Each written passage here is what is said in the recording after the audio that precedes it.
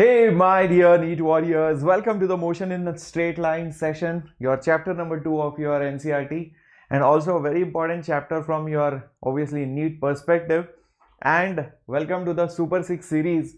And in this NEET Super 6 series, we are doing all the high weightage chapters first and all the essential chapters first, and also helping you clear the backlogs for both NEET 2024, and if you are a NEET 25 student, you can also watch it, right? So our target is 700 plus, and that's the quality of content, that's the kind of content that you'll be getting in these sessions via these NCERT lines plus PYQs plus the theory notes plus the quizzes, everything after the class you will be getting. Good morning everyone, nice to see all of you. Capto, are you busy since J is closed? Very busy, Sarath. Trust me on this. I am feeling so sleepy right now because I came home very late. The entire day was just full of sessions, straight almost like 10 hours classes and obviously paper solving. Yes, but because I have to meet you all. Luckily today is a break in between the JE sessions, so that's the reason why I thought I should take the classes. Again, for the next 4 days I will be busy, but I will be back again on Friday or Saturday for your next class of oscillations. Okay, so watch every lecture because I'm taking a lot of effort and I'm coming over here shuffling between so many classes. Okay, thank you so much for liking the video, and if you have not yet subscribed to the Vedantu Neet English channel, do that. We are, I think, close to 150k subscribers. Let's make this channel grow really big. In the last just 1 month around, we have, I think we have added around 8,000 people, roughly speaking. So let's take this a notch higher. Let's make this channel big, and let's make this the number one, which is already number one, but let's make it even bigger number one channel in the country for all the NEET aspirants in English medium, right? So let's begin with the lecture, and before beginning, let me also remind you that the Victory mock test series, which has 5 full-length 5-part syllabus as per the latest syllabus and the new pattern with same difficulty as the NEET, which is going to be conducted every Sunday, starts today at 2 o'clock, and you will be getting the complete 360 analysis as well as the All India rank, as well as you are going to get the performance analysis report card. All of this starts today, and the test is at 2 o'clock. Yes, I will be ending my class before 2 o'clock, and the best part is the price of this is 0 rupees only till today. Remember that. So this is the schedule. You can see right from 28th of Jan to 31st of March, every Sunday you're going to have these Victory mock tests. Syllabus, you can get it after you scan the QR code. When you click the link in the description box, scan the QR code, and you will be able to buy now at 0 rupees. Actual price is 9.99, so that is after tonight. So you just have today for buying this particular Victory mock test. In case you haven't done that yet, please do that right away, right now. Okay, is there right in the description box over here, Victory mock test. Just click on this, you will see. Okay, you will get everything, and you can see this QR code. Scan this QR code for getting the complete syllabus details, what is the schedule, anything else you want to ask, you will get it right over here. Okay, the entire mock test syllabus, everything is there in this QR code. Click enroll now, enter your details, you will be able to buy it. It's 0 rupees today. From tomorrow it will be 9.99. Share it with your friends, share it in the communities, put it up in the status, talk about it to your colleagues, your classmates, everyone. Okay, because after this you will feel very bad if you have not bought this. So let's start with position. Then we are going to go to displacement, velocity, acceleration, some part of calculus and graphs, kinematic equations, free fall. That is the flow of the chapter today.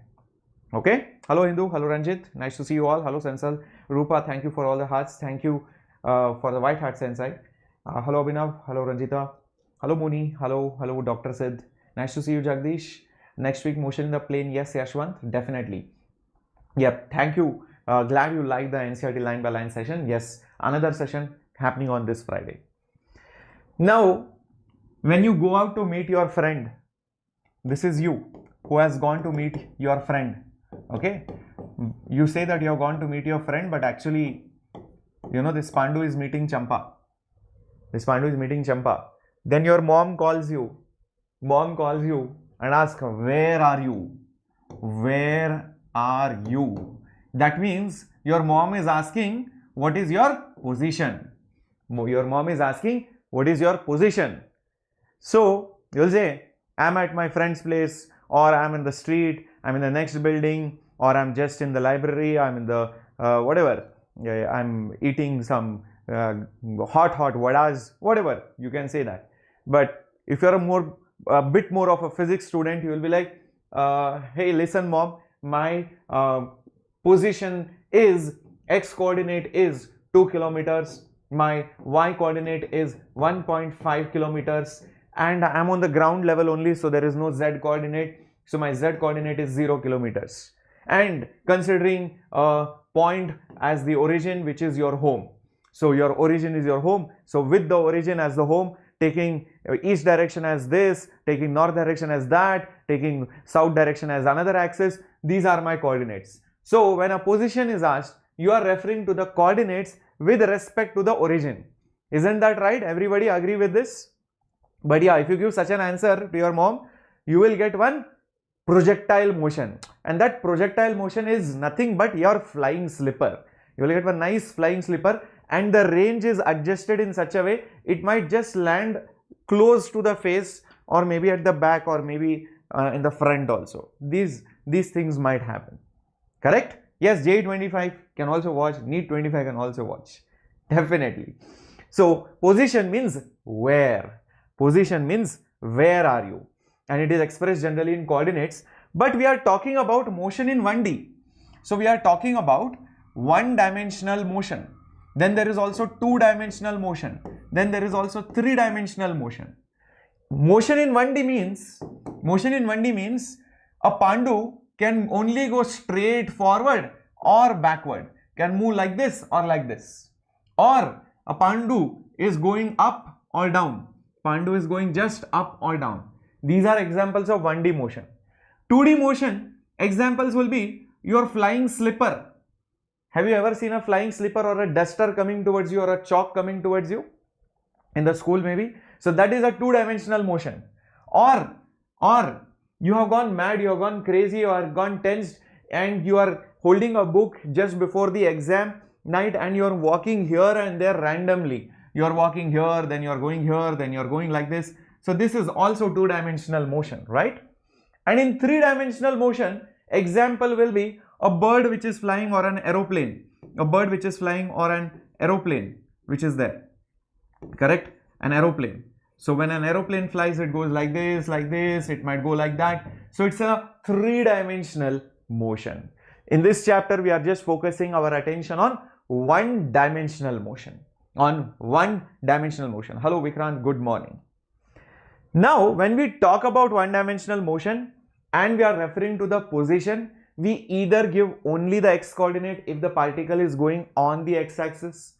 If the particle is going up and down, then maybe we will be just giving the y coordinate. Correct? So only one coordinate will be involved.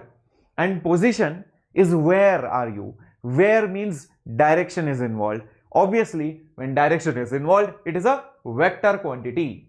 What is it, my dear warriors? It's a vector quantity because it has direction associated with it, and it also has magnitude. It has direction as well as magnitude. That's the reason why it is a vector quantity. Usually, you will express position in meters.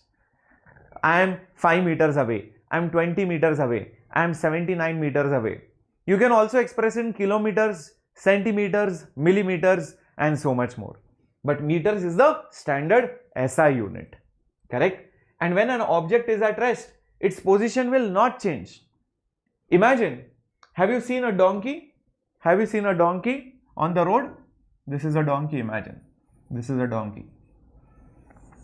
This is a donkey. Okay? What does the donkey do? Whole day. The donkey basically always stays at rest. The donkey always stays at rest. So, if one person has taken this as the origin, this as the y-axis, this as the x-axis, and if the donkey's position from the origin is 25 meters, even after 1 hour, even after 2 hours, even after 10 hours, the donkey is just standing there looking like this, doing nothing, like a fool it is looking. So the position of that donkey,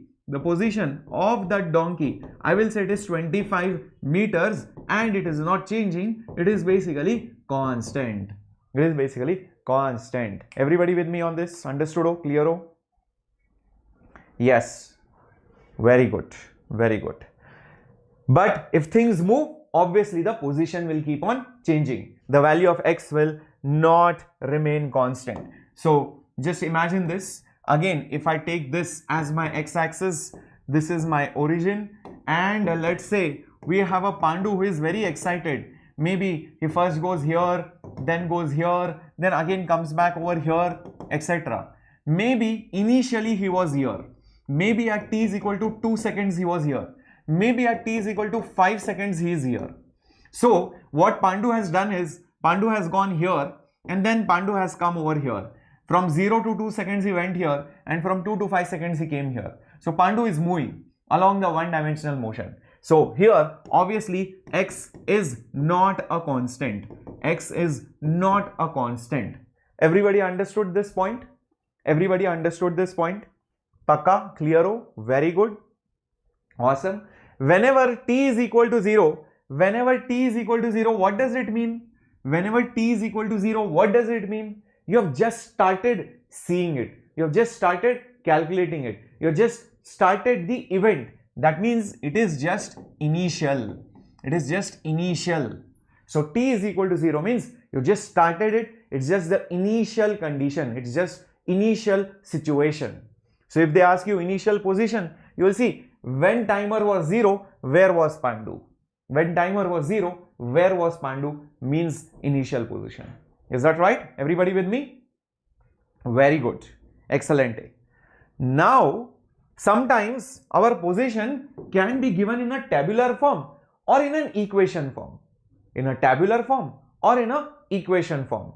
Example, x is given as, let's say t cube. X is given as t cube. Meaning what? You tell me the time, I will tell you the position. This is tabular form from equation. How? You tell me the time, I will tell you the position. Very straightforward.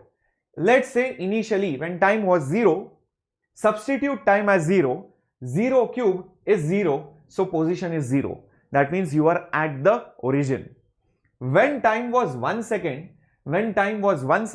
substitute time as 1. 1 cube is basically nothing but 1 only. Substitute time as 2 seconds. When time is 2, 2 cube is nothing but 8. Right? When time is 3 seconds, 3 cube is nothing but 27. So whatever I have written over here is the equation of the motion. It is nothing but the equation of the motion. Whatever I have written here is nothing but the different positions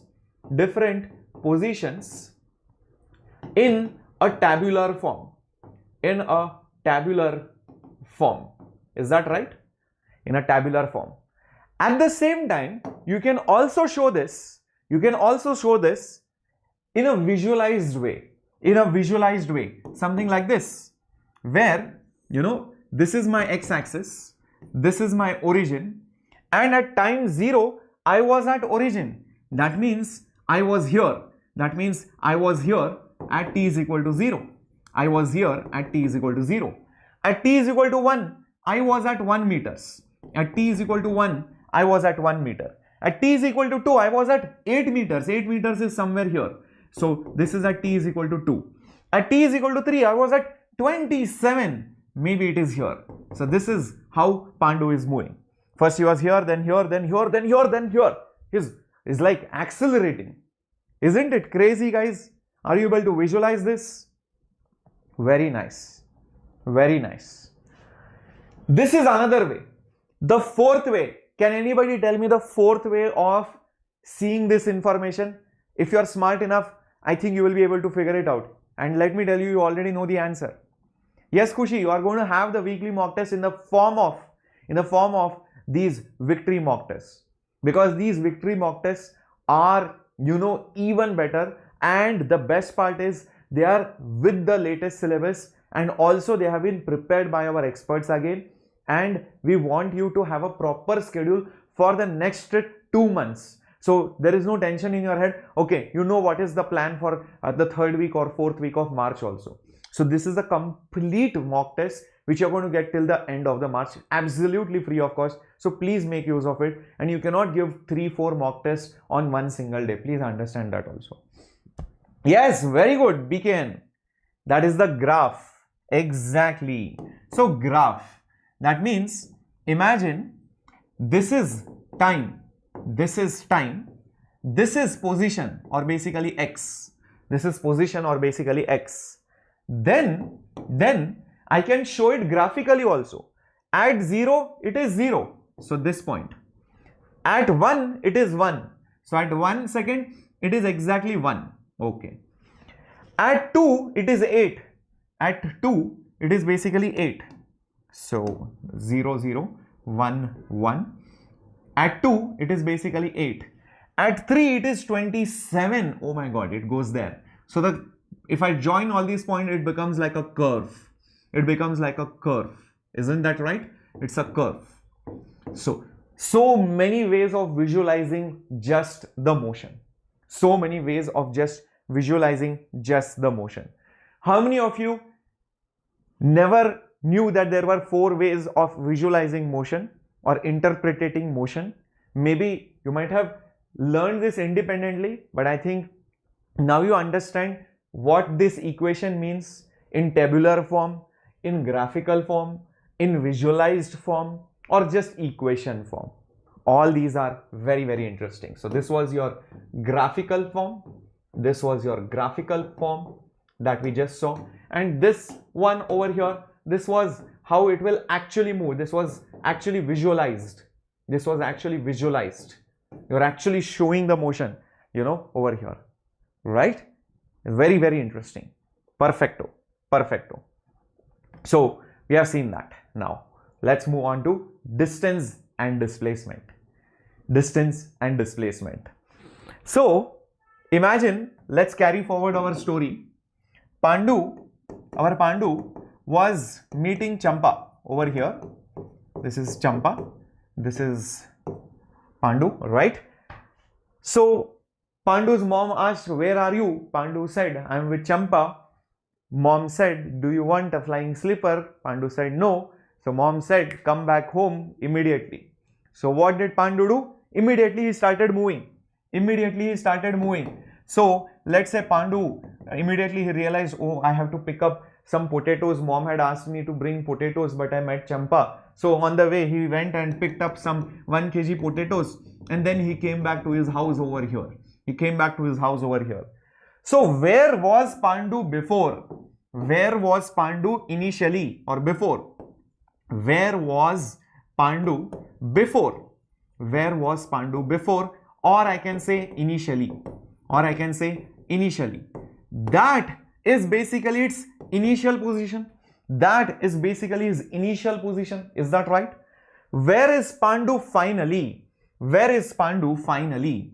Where is Pandu? Either you can say finally, or I can say currently, after some time, at this moment. Where is he? He is here. So that will be the final position. That will be the final position. This was the initial position. So his position has changed. His position has changed. That change in the position is called as displacement. From where to where is basically called as just displacement. And it is just a straight line. So displacement is nothing but where did you go from to the next where. But this where is initially, this where is finally. Where were you initially? Where were you finally? So if you join a straight line, that is going to give you the displacement. Okay, it always joins the initial point to the final point, and you will see it is always going to have an arrow mark. That means it will be a vector quantity. It will be a vector quantity. what will be the units? What will be the units, my dear warriors, of displacement? What will be the units, my dear warriors, of the displacement? Yes, same like position. So the SI unit, will be none other than meter. CGS unit will be centimeter. Obviously, you can use feet, inches, millimeters, kilometers also. There is no harm in that. There is no harm in that. Keep this in mind. Now, usually, whenever I have to use the symbol of displacement, the symbol of displacement is S. Since it's a vector quantity, I will put a bar, and it is nothing but the change in the position. The change in the position. And whenever I say change, I will use the symbol delta, and I'm talking about position. So X, position is a vector, so I'll put a bar. Change means delta, understand that? Change means delta, that is a symbol for that. Symbol of position is basically X, but since it's a vector quantity, I'll put a bar over it. Now, remember, whenever I say change or delta, means it is final minus initial quantity. It's always final minus initial quantity. So it's X final minus X initial. It's X final minus X initial. This is your standard formula for your displacement, my dear students. Standard formula for your displacement, my dear students. Is that clear? XF minus XI. XF minus XI. Delta X. Change in the position. Always delta means change. Imagine somebody was carrying some laddus. Earlier there were 30 laddus. Now there are only 18 laddus. So what is the delta laddu? What is the delta laddus, my dear warriors? Come on, quickly answer that. What is the delta laddus? The change in the laddus, what will your answer be? Always change means final minus initial.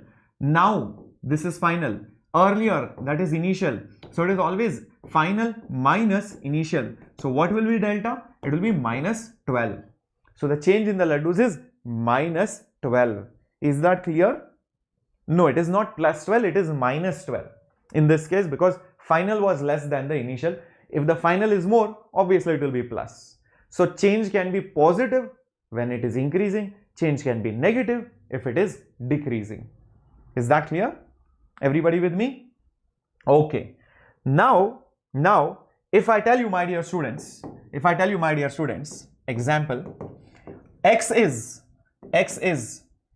t square plus 4t minus 3.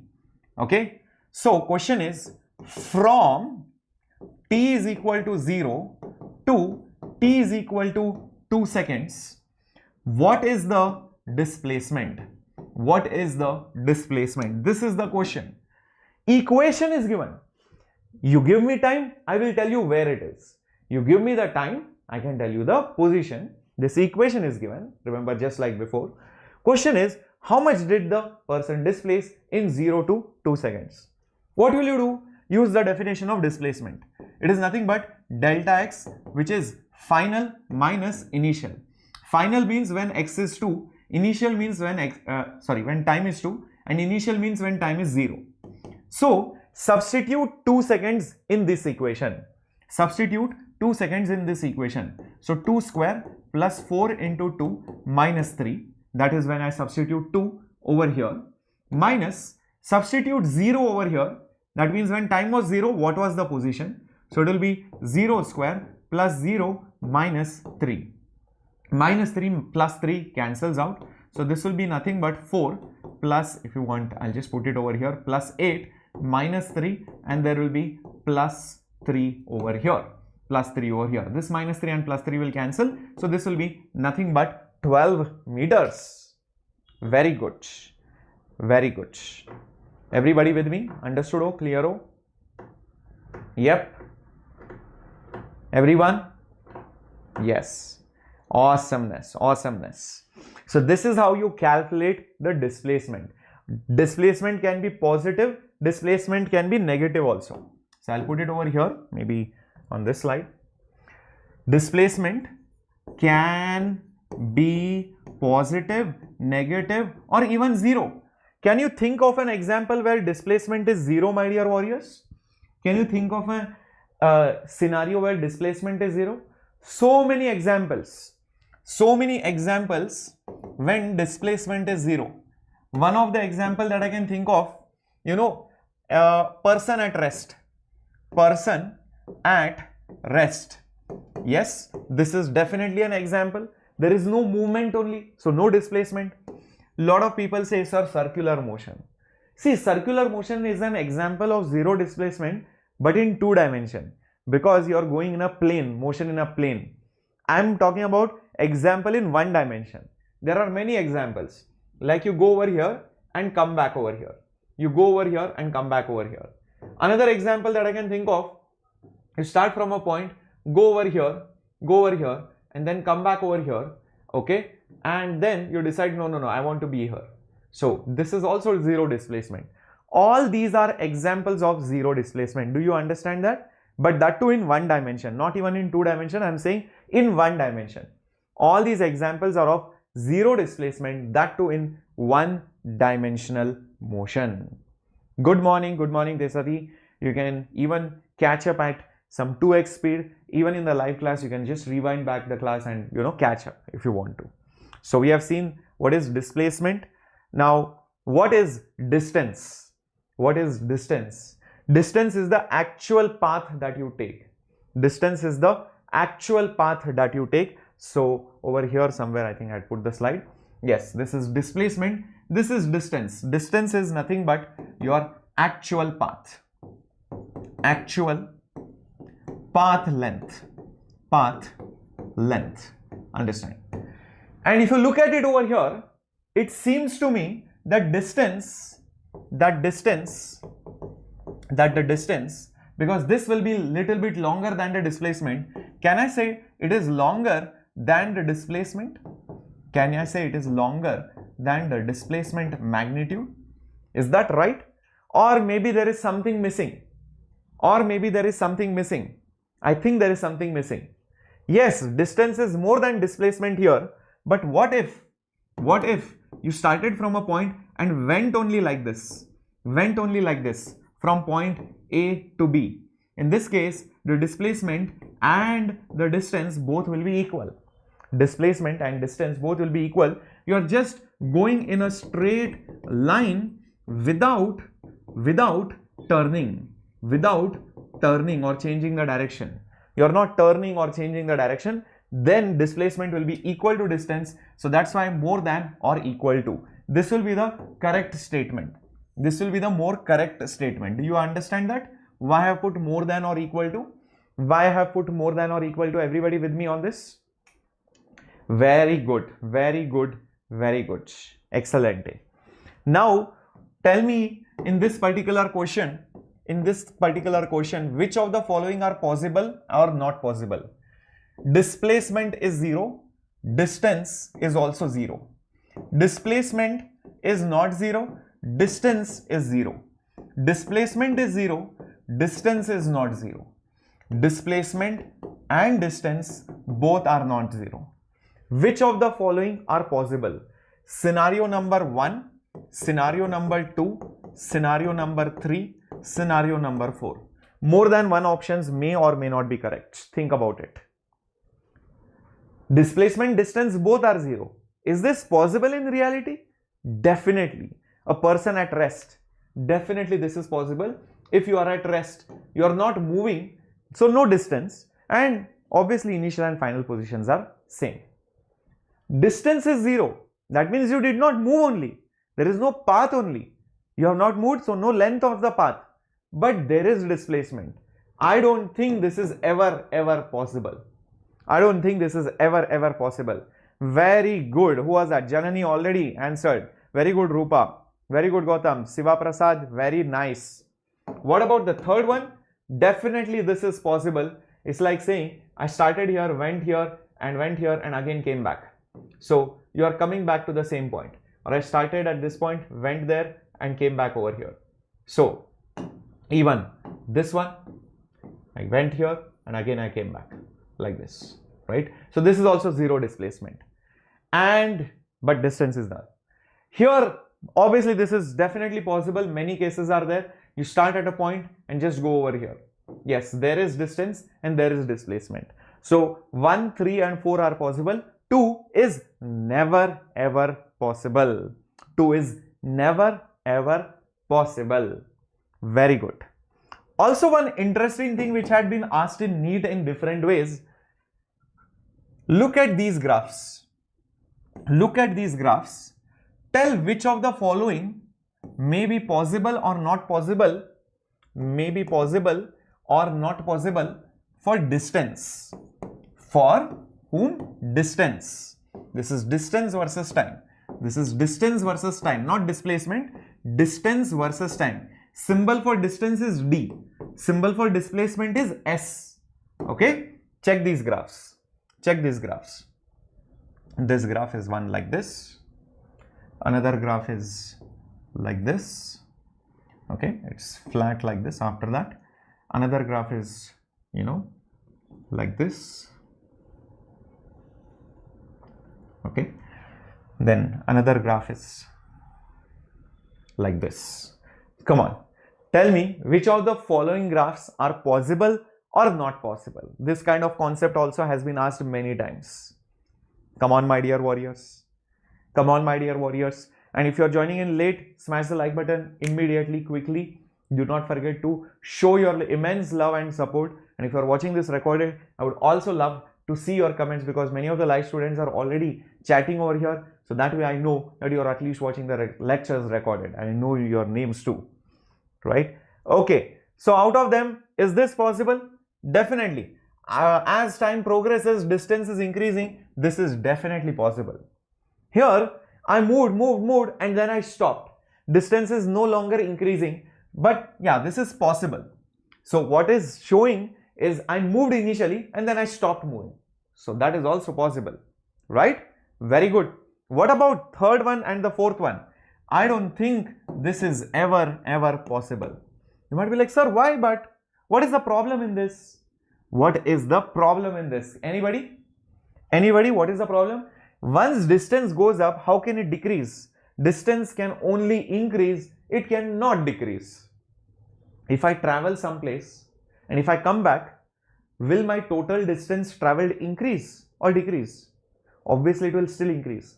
So you cannot say, oh, I am going like far away. Sir, I am going far away, so distance is increasing. As I come close, then my distance is decreasing. No, because you are again traveling. As and when you travel, your distance keeps on increasing. Just like in your bike or in your car, you might have seen there is a odometer which keeps on increasing. Because you go to the school and come back, does it say, oh, you went and came back to the same place, let me reset to 0? No, right? So irrespective of how you are traveling, it keeps on moving ahead, increasing.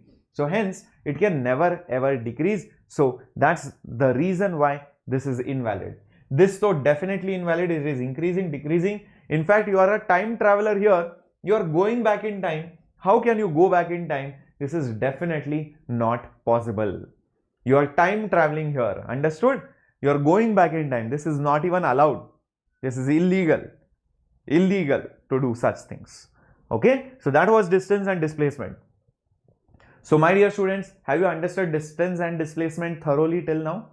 I think you have learned all the different aspects related to distance, position, displacement properly. I'm pretty sure you have learned a lot of new concepts till now.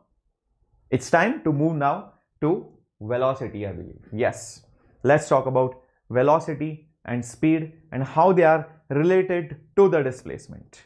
Clear? Very good, Rupa. Hello Mohammed, join in. I think you guys are late, but it's okay. You can catch up at any point of time. Anyways, this is a chapter which you might have done before. Maybe you might know a few things here and there.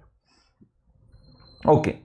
So now, my dear students, over here, when we talk about velocity and speed, the only difference is one is vector, one is scalar, that's all. Velocity is how fast are you moving, right? And where are you moving to? Where are you moving towards? So two things are there. 2 questions are there for velocity. But when we talk about speed, it's only how fast are you moving, that's all. So in case of velocity, we are talking about magnitude, as well as direction, but in case of speed, you are just talking about the magnitude. Understand that. So that's the reason why velocity becomes a vector quantity, because it has both magnitude and direction, whereas speed only requires magnitude. So I would say it is a scalar quantity. Is that right? Also remember one more thing, that these both are measured in the same units. What are the units? Usually it is meters per second or kilometers per hour, or I can also use centimeters per second. You can also use millimeters per minute. So many units you can make. One interesting thing is you should know how to convert from meters to second to kilometers per hour. And the standard conversion factor goes like this. If you know something, if you know a speed in kilometers per hour, then what you do is you multiply it by 5 and divide it by 18 to convert it into meters per second, to convert it into velocity of meters per second. Understood? If some speed is given in kilometers per hour, to convert it into meters per second, multiply by 5 by 18. To give you an example, 72 kilometers per hour, I want to convert into meters per second. So I multiply by 5 and divide it by 18. 18 goes with 72 4 times. It's divisible. 18 4s are 72. So 4 into 5, that's 20. So that is 20 meters per second. Is that clear? This is a conversion factor which everybody must be aware of. This will come up many times. Okay, very nice. 5 by 18. Good. If you want to do from meters to second to kilometers per hour, it will be exactly opposite. You will multiply by 18 and divide by 5. Multiply by 18 and divide by 5. Very nice. Now another example of velocity is, another examples of velocity and speed would be when you ask, sir, you know, I saw this amazing Lamborghini or Ferrari car, sir, you know, the top speed was 350 kilometers per hour. So when we are referring to top speed, will that be speed or velocity? Is that scalar or is it vector? Obviously, I am talking about top speed. I am not interested in north, east, west, up, down. How does it matter? Lamborghini, Ferrari's top speed is 350 kilometers per hour. Will you ask, sir, was it in the north or was it in the south? You'll be like, what are you asking, man? It is top speed, doesn't matter where it is. So there, direction does not count. So it is scalar, it is speed. But if you're talking about, hey, I saw an aeroplane and you know it was moving at 500 kilometers per hour as it was landing at this particular airport. So I need to tell the direction as well, because that airport might be aligned in some way, the city might be someplace, and the aeroplane will be going in a certain direction. Only then it will be able to land. So there I am maybe referring to the velocity. Understood, my dear students? Yes, very good.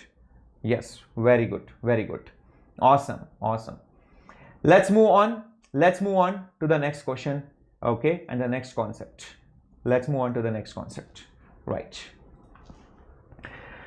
That is, how do I measure this velocity and how do I measure this speed? So let's talk about that. Whenever you want to measure the velocity, and that too instantaneous, because there are two types of velocities or speed. One is instantaneous, one is average. Instant means at that moment when you are accelerating on your bike, you can see the speedometer keeps changing. So that is showing instantaneous speed. But obviously when you travel from one place to another, there is a traffic signal, you stop, there is a speed breaker, you slow down, there is an empty road, you speed up, there is a curve, you again slow down. So your speedometer will keep on varying. So on an average, what was the reading will be the average velocity, and you know, at any instant means at that exact moment, at that exact moment. So the meaning of average velocity, the symbol for that usually is V with triangular brackets. V with triangular brackets is nothing but how much is your displacement, divided by the time. How much is your displacement divided by time? So average velocity will be displacement by the time taken, divided by the time which you have taken. Similarly, the value of average speed, I will use the symbol V with like this, triangular brackets means average, there is no need of bar. It is always the distance that you have traveled, upon the time that you have taken. The symbol for distance is d and time that you have taken is t. So this is the value of average speed. Speed is distance by time, distance is speed into time, time is distance by speed. You have learned this in 9th grade. Same thing you are learning again over here, but these are all average quantities. Did you understand triangle means what? These triangular brackets mean what? Average. It symbolizes average. So if I write triangular brackets F, it means average force. Okay, average force. So anything inside those triangular brackets is average. Keep these things in mind. Very good.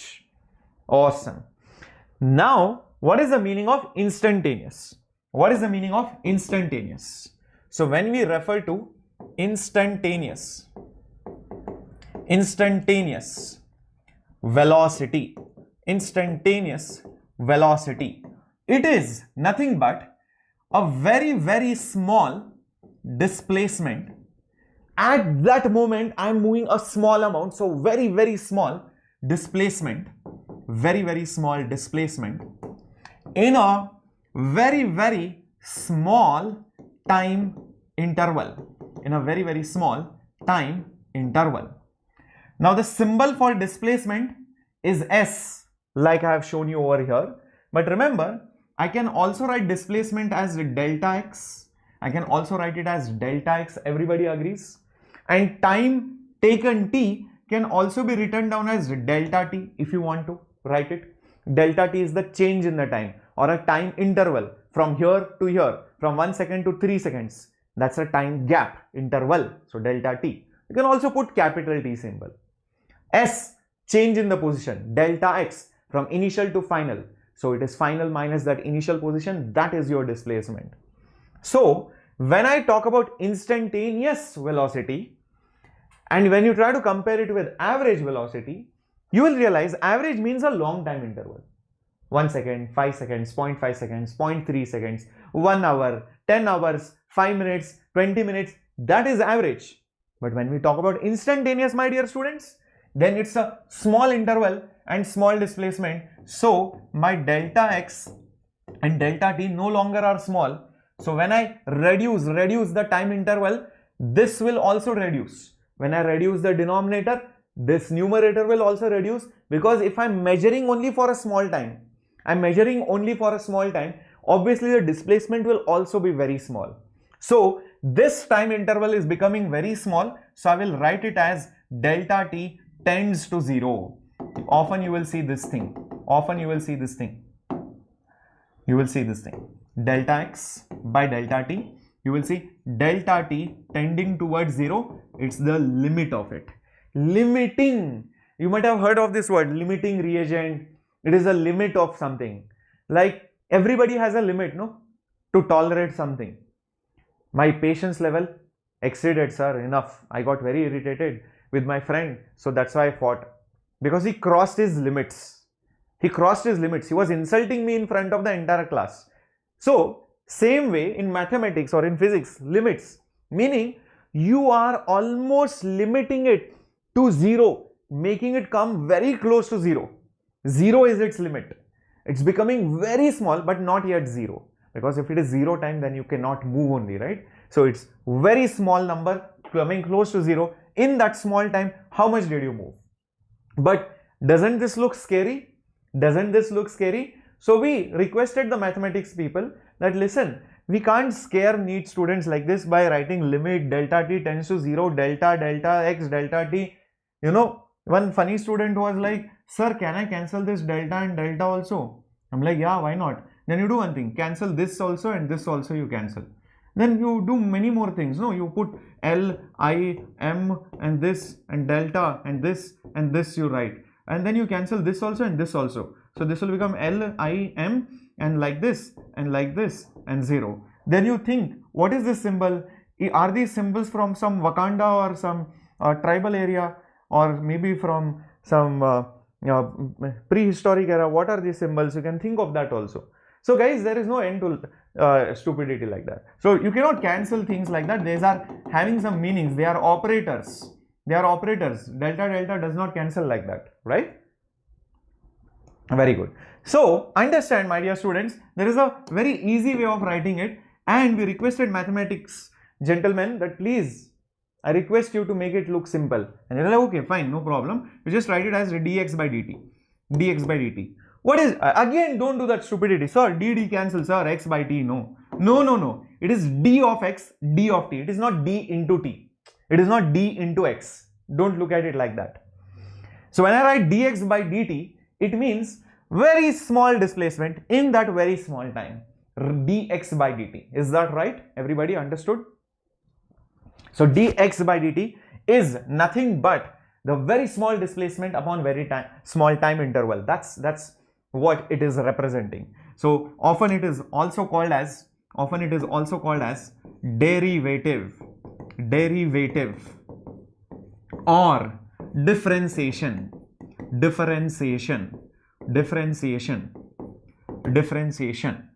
of x with time. Differentiation or derivative of x with time. While saying it, you can say derivative of x with time, or you can say it differentiation of x with time, or if you don't want to say derivative of differentiation of, you can just say dx by dt. That is also fine. Also, one more way of writing it is or you can also say it is rate of change of x with respect to time. Rate of change of x with respect to time. So for example, if I put d laddu by dt, what does it mean? Derivative of laddu with time, differentiation of laddu with time, rate of change of laddu with time. If I put df by dt, f stands for force, rate of change of force with time, derivative of force with time, differentiation of force with time. If I put dv by dx, where v stands for velocity, rate of change of velocity with respect to x, derivative of velocity with respect to x, differentiation of velocity with respect to x. Understood the meaning of these symbols? Okay, it's d of v, d of x, dd don't cancels. It is not multiplication. Is the small change in velocity, small change in position, small change in force, small change in time. That is what it means. Is that clear-o? Perfecto? Understood-o? Yes, that's instantaneous velocity. So that's all the definition. I mean, I should block the entire slide, so might as well just put a star mark over here. This is the complete definition of instantaneous velocity. Instantaneous velocity. Same thing goes for speed. It will be d small distance upon small time. So I'm not going to give that again. It's the same thing. Instantaneous speed, instantaneous velocity. It's the same thing. Now, one thing that you should also know is that instantaneous velocity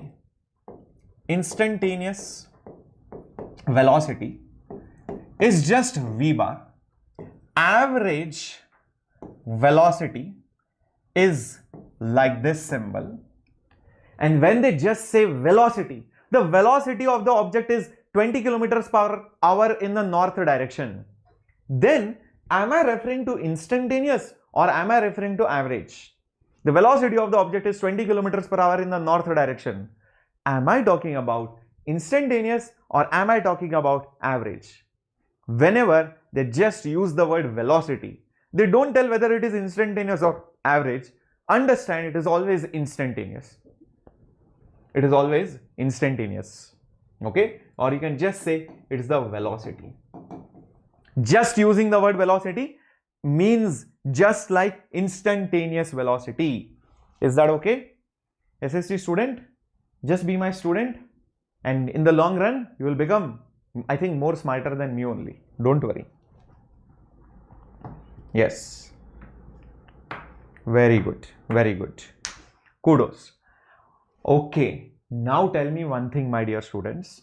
Is it possible that average velocity and instantaneous velocity are same? Is it possible average velocity and instantaneous velocity are same for the motion? Are same for the motion? Is that possible? Are same for the motion? Is this even possible or not? Come on, think about it and tell me. If you think yes, let me know with an example. If you think no, explain why it is not possible. Explain why it is possible. Gautam, I just said ki when I say velocity of a particle is 5 meters per second, I am talking about instantaneous. I am not talking about average.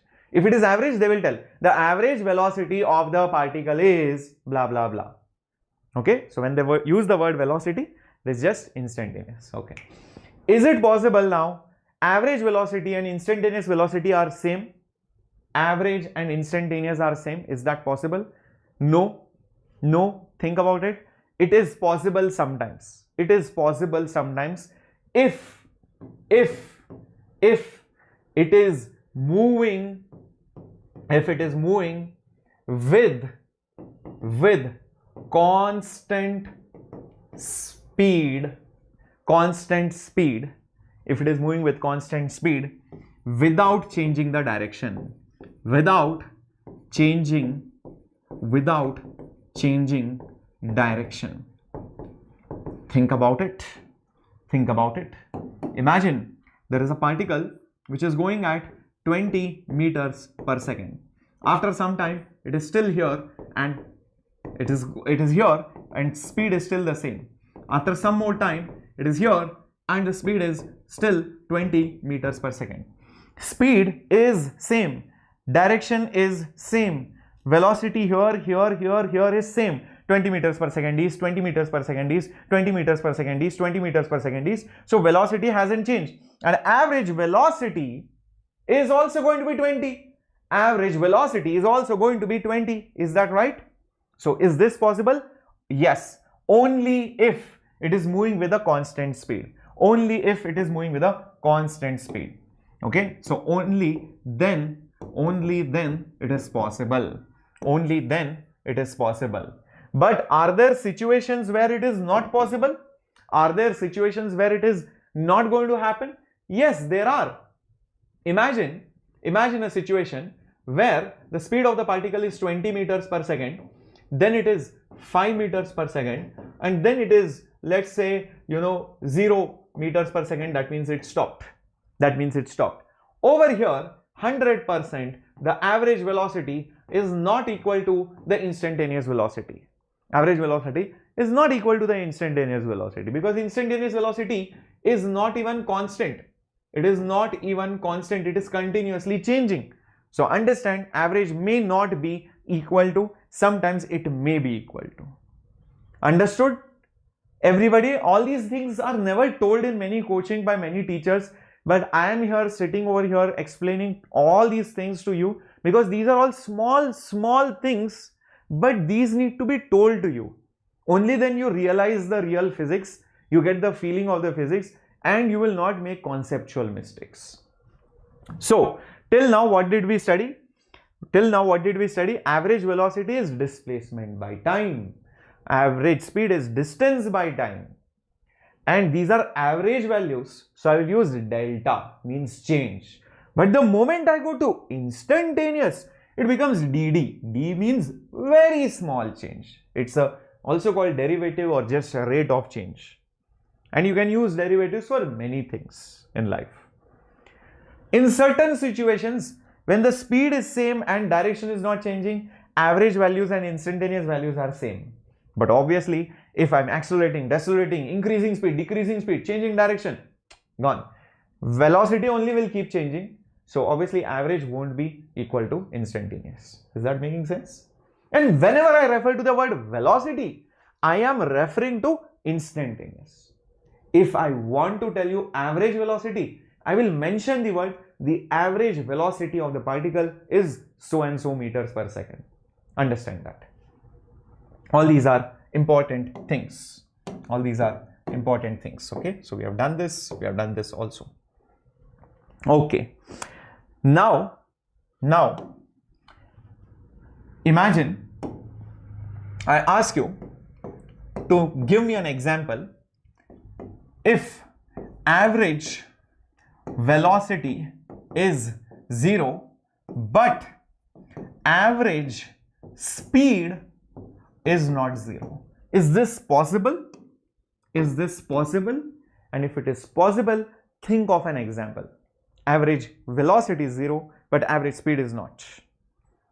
Yes, you might have a test, I guess. I think it is possible. Average velocity 0 means what? Your displacement should be 0. Definitely it is possible. And average speed is not 0 means distance traveled is not 0. Oh, this is definitely possible. That means you start at a point, go over here and you come back. You start at a point, go over here and you basically come back. So in this case, displacement is 0 but distance is not 0. So definitely this is possible. Definitely this is possible. No, don't give circular motion. Circular motion is an example of 2D. If you give example of circular motion, you will get -1 marks in NEET. Imagine there is a statement which says in one-dimensional motion, is it possible average velocity is 0 and average speed is not 0? Statement is there, assertion reason is there, or statement 1 and statement 2 is there, and statement 2 says yes in circular motion, something like that. Then you will be like, in circular motion displacement is 0, but in the main statement it said motion in 1D, and motion in 1D and circular motion are not the same thing. Circular motion is motion in a plane, so then circular motion will not be an example. Okay, so this will be an example. You go front and you come back. So this is 0 displacement and no distance and some distance. Okay. So I hope till this point everything is clear. I hope till this point everything is clear.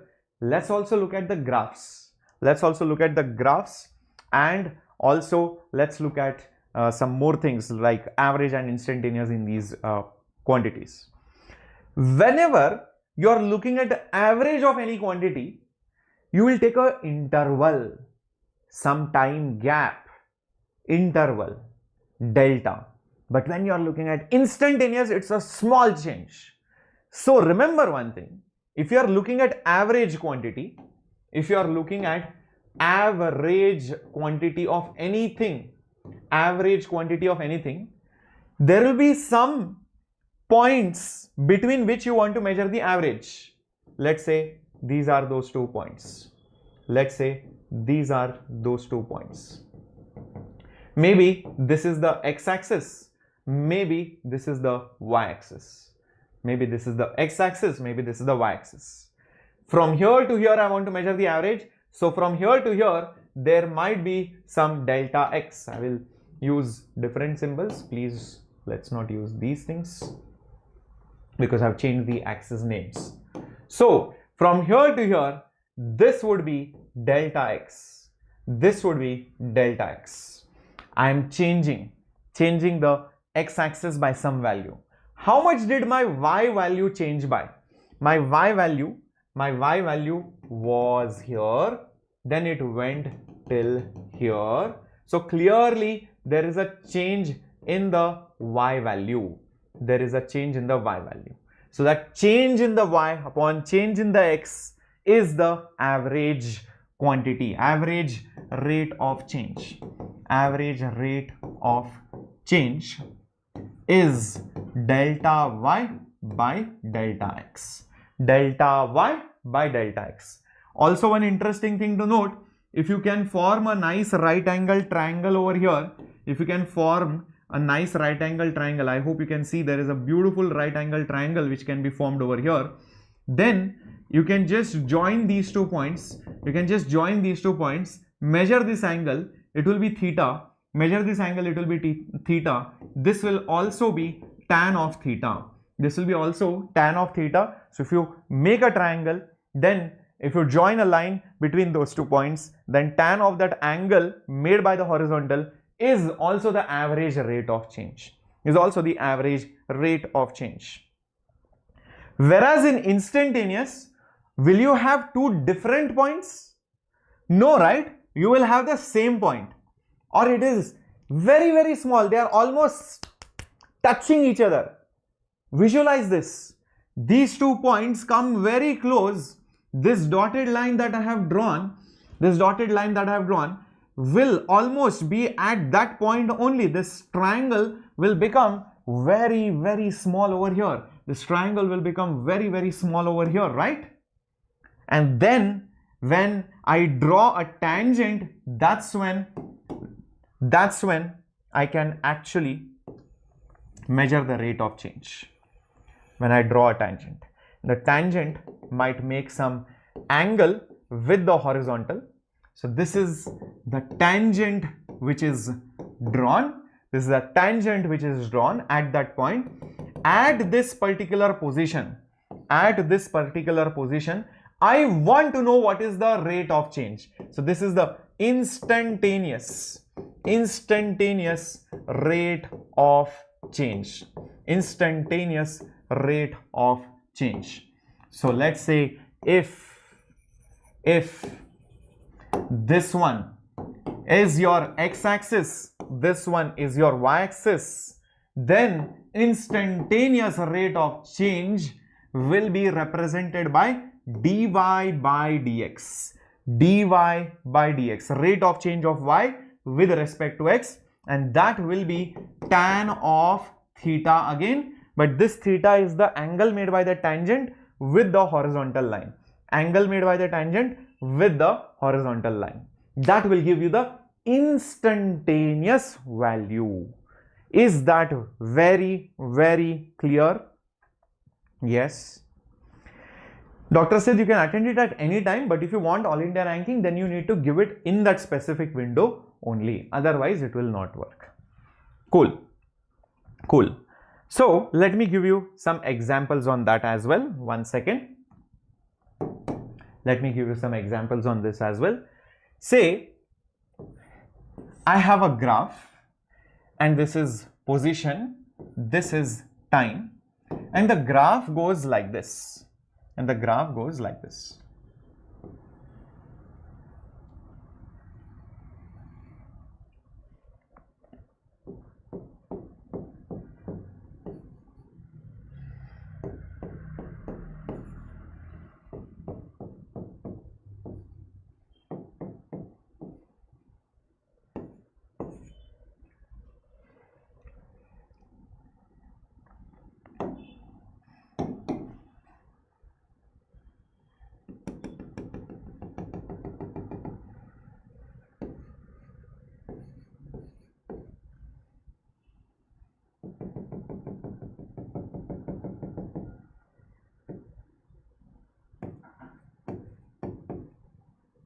Okay, I have drawn one graph. Let's see if you guys can answer some questions based on this graph. Tell me at t is equal to 0, what is the velocity? When I say velocity, it means at that moment, at that instant. Come on, quickly answer in the chat box. I want everybody to answer it. After this knowledge of graphs and basically slopes and derivatives will be very, very clear. Come on, think about it and tell me. At time is 0. This is position, this is time. I want to know the velocity. What did I tell you? Velocity is nothing but dx by dt, rate of change of that quantity with the time, dx by dt. I told you that is instantaneous velocity. And whenever you are looking at instantaneous, you should look at the tangent and you should measure the tan of tangent. Forget the gent. You will see tan of theta. Theta is the angle made by the tangent. That's all you need to see. So if you draw a tangent, at the origin, how is the tangent going to be? I think the tangent is just going to be horizontal like this.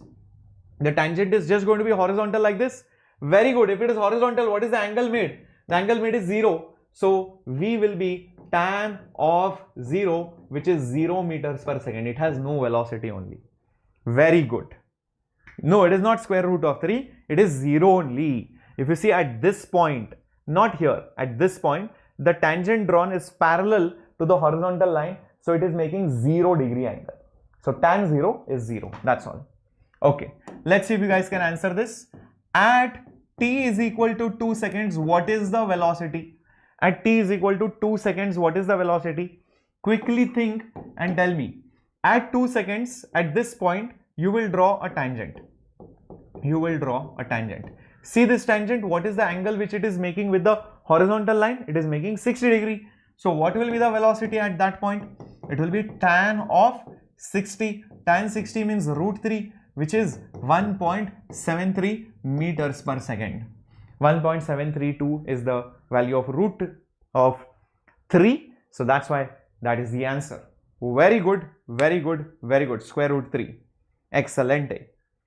Similarly, if I ask you at t is equal to 6 seconds, what is the value of velocity? Quickly think and tell me. At t is equal to 6 seconds. Think carefully and answer. What is the velocity at that particular point? At 6 seconds, you can see the tangent drawn. The tangent drawn is this one. This is the tangent drawn. And it is making 45 degrees with the horizontal. So many people might say, sir, it is tan 45. But that is not correct. Actually, it is not going up, it is coming down. So the angle made, if you think carefully, is towards the downside. It is minus 45. So actually it will be minus of tan 45. It will be negative. Many people have wrote the answer as 1. That is not the correct answer. It is negative because it is going down. Tan 45 is 1. So minus 1 meters per second will be correct. If you don't put minus 1, if you put answer as 1, then you will get minus 1 by the examiner. Understood? You will get negative marks. So be careful. You have to see how it is going. It is going down. This is going up. It is increasing. So if you see over here, the angle was this way. If you see over here, the angle was technically down. So that's the reason why it is negative. So this is positive angle. This is negative angle. Keep this in mind. Got it? Very good. Now, if I ask you, when is velocity 0? When means time. Come on, think and answer this question. When do you think the velocity is 0 looking at this graph? When do you think the velocity is 0 looking at this graph? One answer I already know.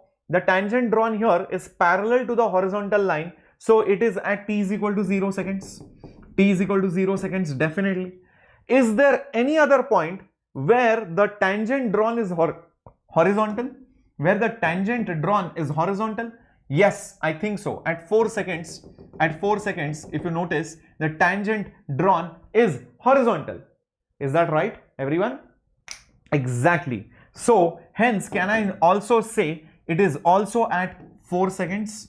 And no other point I can see the tangent drawn is horizontal. So these are the only two time instants. Cool, clear, perfect. Okay.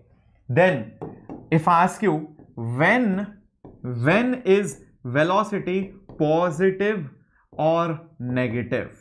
When is velocity positive or negative? When I say velocity is positive, that means the tangent drawn makes a positive angle. I can see right after 0 seconds, any tangent that you draw till here is going up only.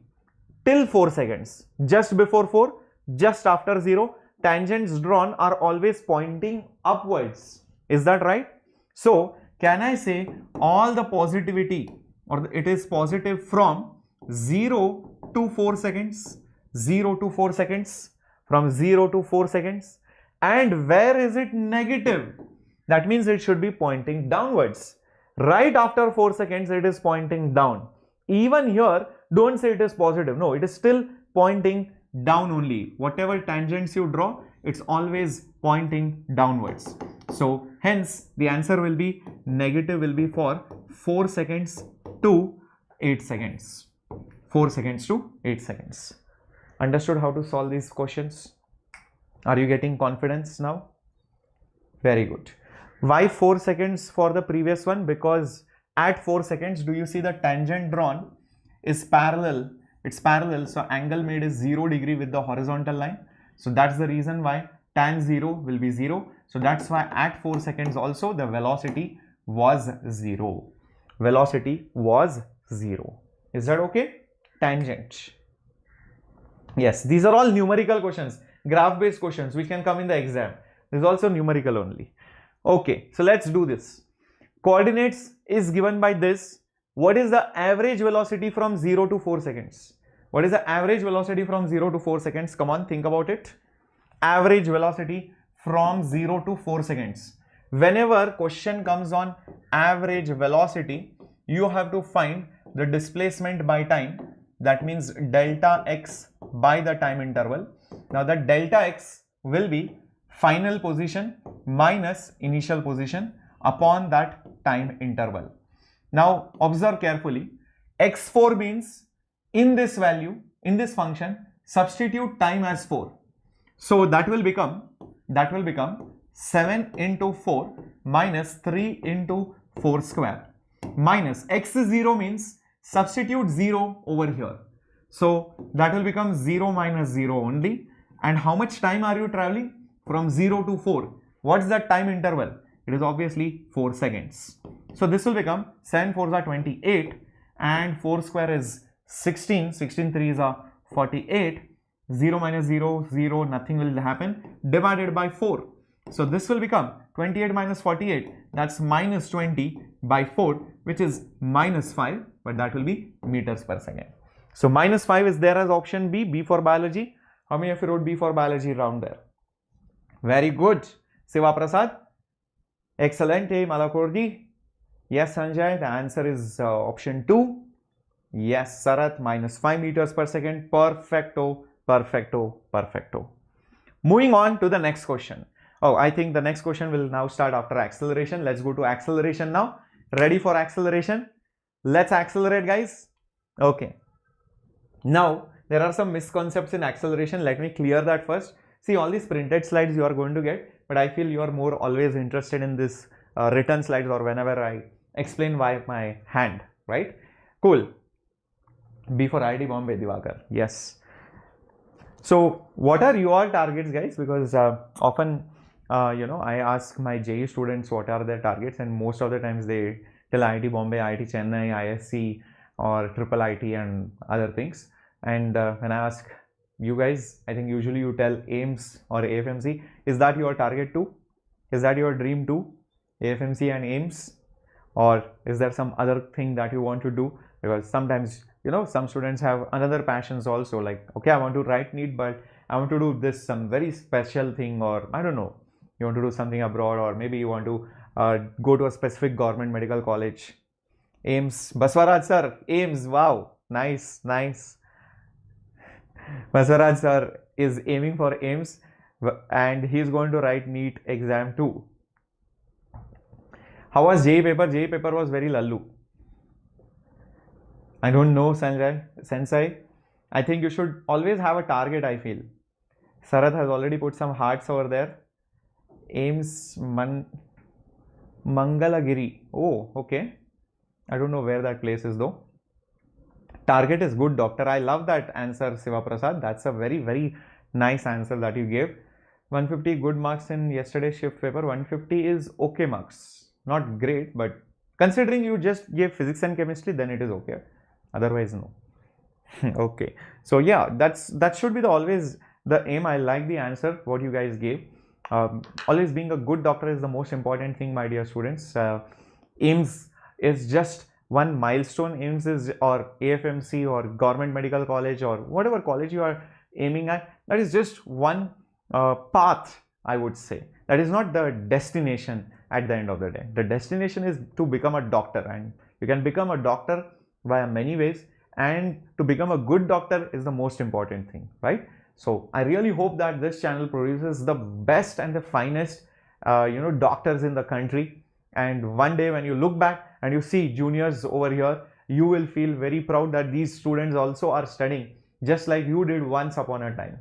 And you would probably then see this channel would have gone to really great heights, maybe 1 million subscribers too. So make sure you're talking about this channel, make sure you feel for this channel, make sure you grow this channel just like a family, because we are all family members out here, right? And we are your guiding forces. So make sure you are one of those mascots. You are one of those people who always markets this channel. Thank you so much. Let's talk about acceleration now. Let's talk about acceleration now. Acceleration. See, if you are walking with constant speed, then you are not changing your speed. Right? But when your speed is changing, then I can say you are accelerating. When your speed is changing, now you are moving slow, then you move fast, then you move even faster, then you are accelerating. Or you are moving, you slow down. Speed is changing, then also you are set to accelerate. Basically, you are set to accelerate whenever there is change in speed. But how quickly you change that speed matters, and that decides the acceleration. So acceleration is also called as the rate of change of velocity. How quickly, basically how quick you are, or how quickly velocity is changed. How quickly a velocity is changed. Let me give you an example. From this you can tell me who has more or less acceleration. Imagine a particle going at 10 meters per second and it increases the speed to 30 meters per second. And this is at t is equal to 0, this is at t is equal to 2. Another example where a particle was going at 20 meters per second and it changed its speed to 40 meters per second. This is at t is equal to 0, this is at t is equal to 4 seconds. Tell me, in this case, if the acceleration was a1, in this case the acceleration was a2, tell me where was the acceleration more or was it less? More or less equal. In this case or in this case? In this case or in this case?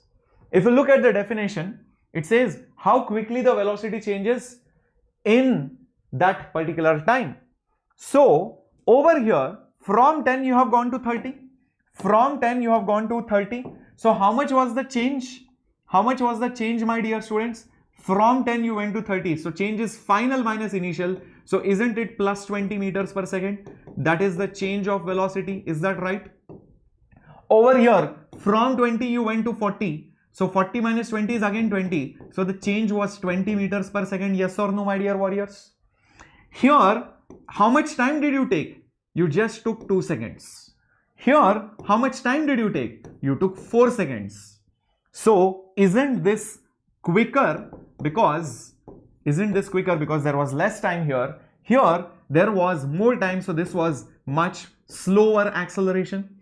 The same change occurred faster. Here it occurred slower. So my dear warriors, isn't A2 going to be less than A1? Isn't A2, the second case acceleration, going to be less? This is going to be a little bit more. Very good. Understood or clear how this works? Acceleration, right? So there are again two kinds of acceleration. One is your average acceleration and one is your instantaneous acceleration. So when we talk about average acceleration, we are referring to how much is your change in velocity, upon how much is the time taken to change that velocity. So average acceleration, change in velocity means delta v upon delta t. You can also write delta v as v final minus v initial upon that time interval. Just like before, remember the unit of acceleration, okay, because this is meter per second, this is second, so it will just become meters per second square or centimeters per second square or kilometer per hour square.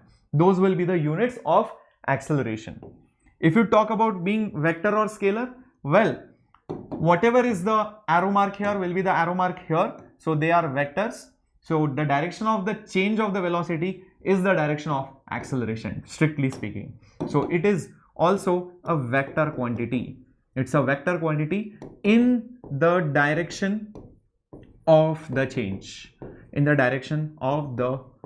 change, of your velocity. So that's how acceleration is. Okay, keep all these things in mind. In fact, I can block the entire thing, so I'm just putting a star mark here so that you know you have to know all these things over here. This is the definition of average acceleration. Cool. Now what about instantaneous acceleration? What about instantaneous acceleration, sometimes just called as acceleration. If I just mention the word acceleration, that is also the same thing. So that will be, you take a very small time,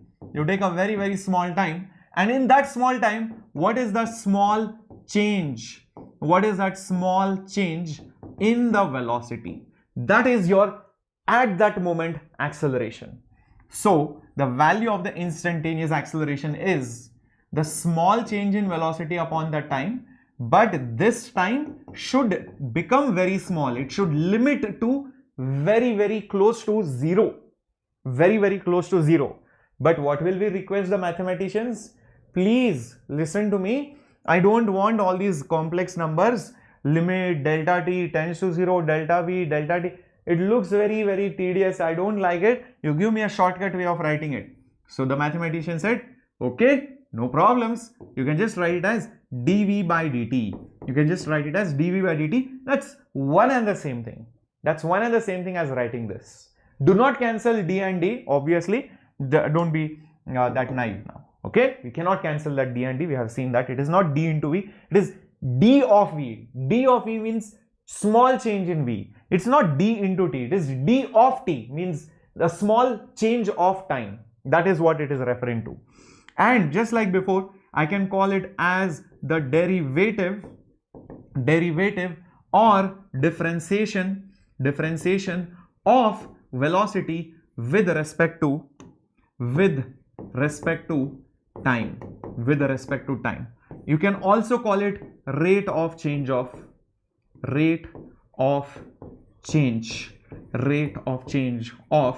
v with time. One and the same thing. Whatever comes on the top is the rate of that with respect to whatever comes below. That's how it is. So now tell me, my dear students, we have put all these things as before. Okay, Tell me, my dear students, over here, if I again draw a graph of velocity versus time,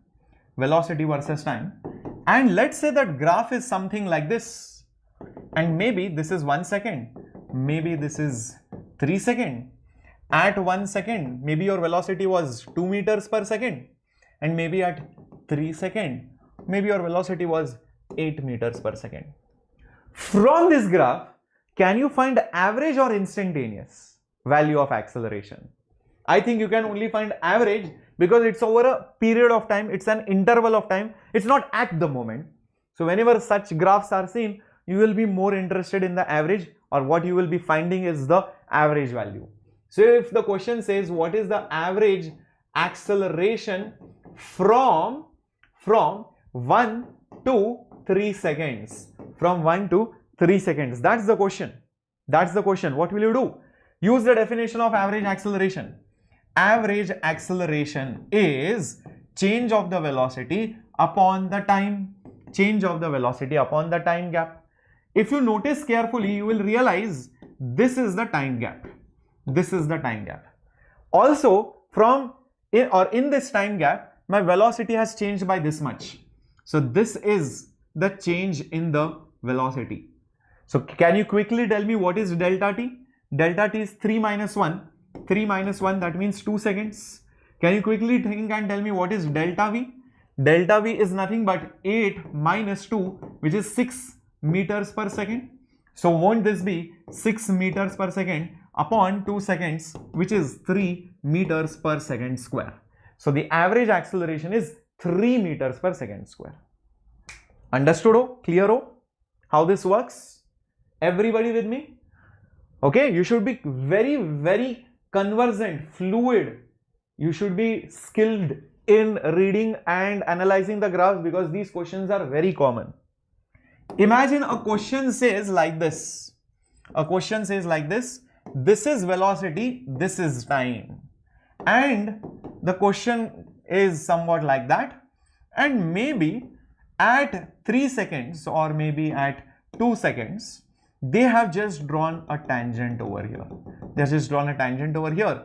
And the angle given over here is 30 degrees. The angle given over here is 30 degrees. And then they ask you, what is the acceleration?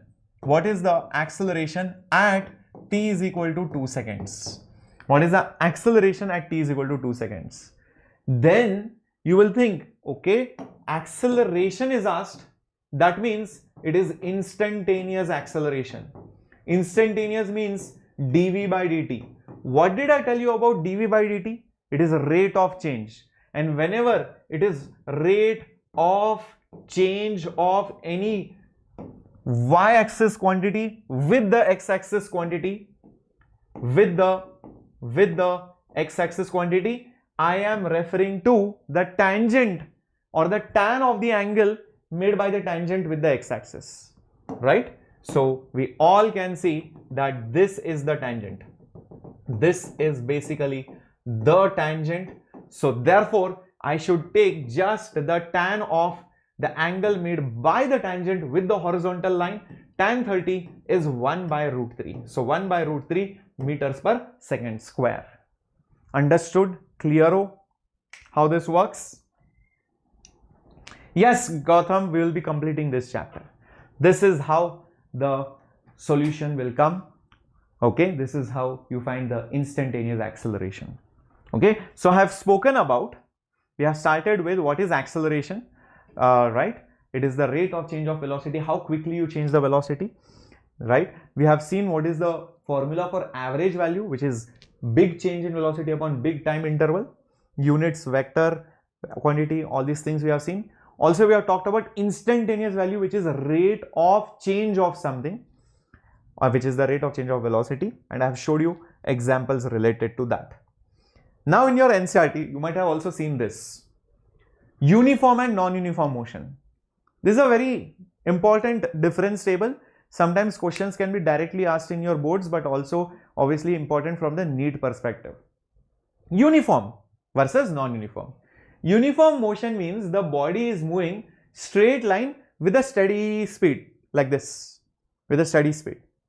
Non-uniform motion means the object is moving on a straight line with variable speed. So here steady speed is there, whereas over here what is there?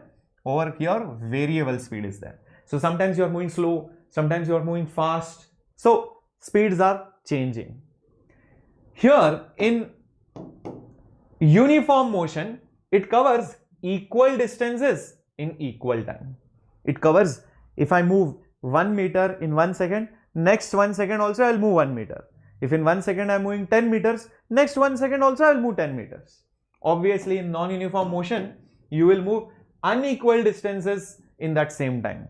Maybe in the first second I move 2 meters, next second I'll move 10 meters, next second I will not move only, next second again I'm moving 3 meters. So it is unequal distance. It is similar to the actual speed of the object. This part we have seen, the average and the instantaneous value will be same. Average and the instantaneous value will be same. So there is no point of talking about average or instantaneous separately when the motion is uniform. Every instant the speed is the same meters per second. Here it is going to be different.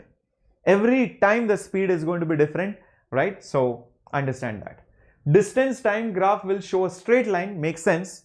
If you are going uniformly, every time I'm moving some distance, every time I'm moving some distance, every time I'm moving the same distance. So the graph will be a straight line. Whereas here the graph won't be a straight line. Here the graph shows a curved line. Understand that, as compared to a straight line. Is that clear, my dear warriors? It will be a curved line because every instant you are moving different amounts. So that's why it is a curved line. Because you are going with constant speed. Because you are going with constant speed, meaning, are you changing the velocity? Are you changing the speed? No, right? So what will happen? You will have zero acceleration. No acceleration at all. But obviously over here, sometimes you are moving fast, sometimes you are moving slow, fast, slow. So there are changes in the velocity. Sometimes it increases, sometimes it decreases. So that is why it is non-zero acceleration. That is why it is non-zero acceleration. I hope this is clear. Hemaji, why did I draw tangent in the previous question? Because the question was an acceleration or instantaneous value.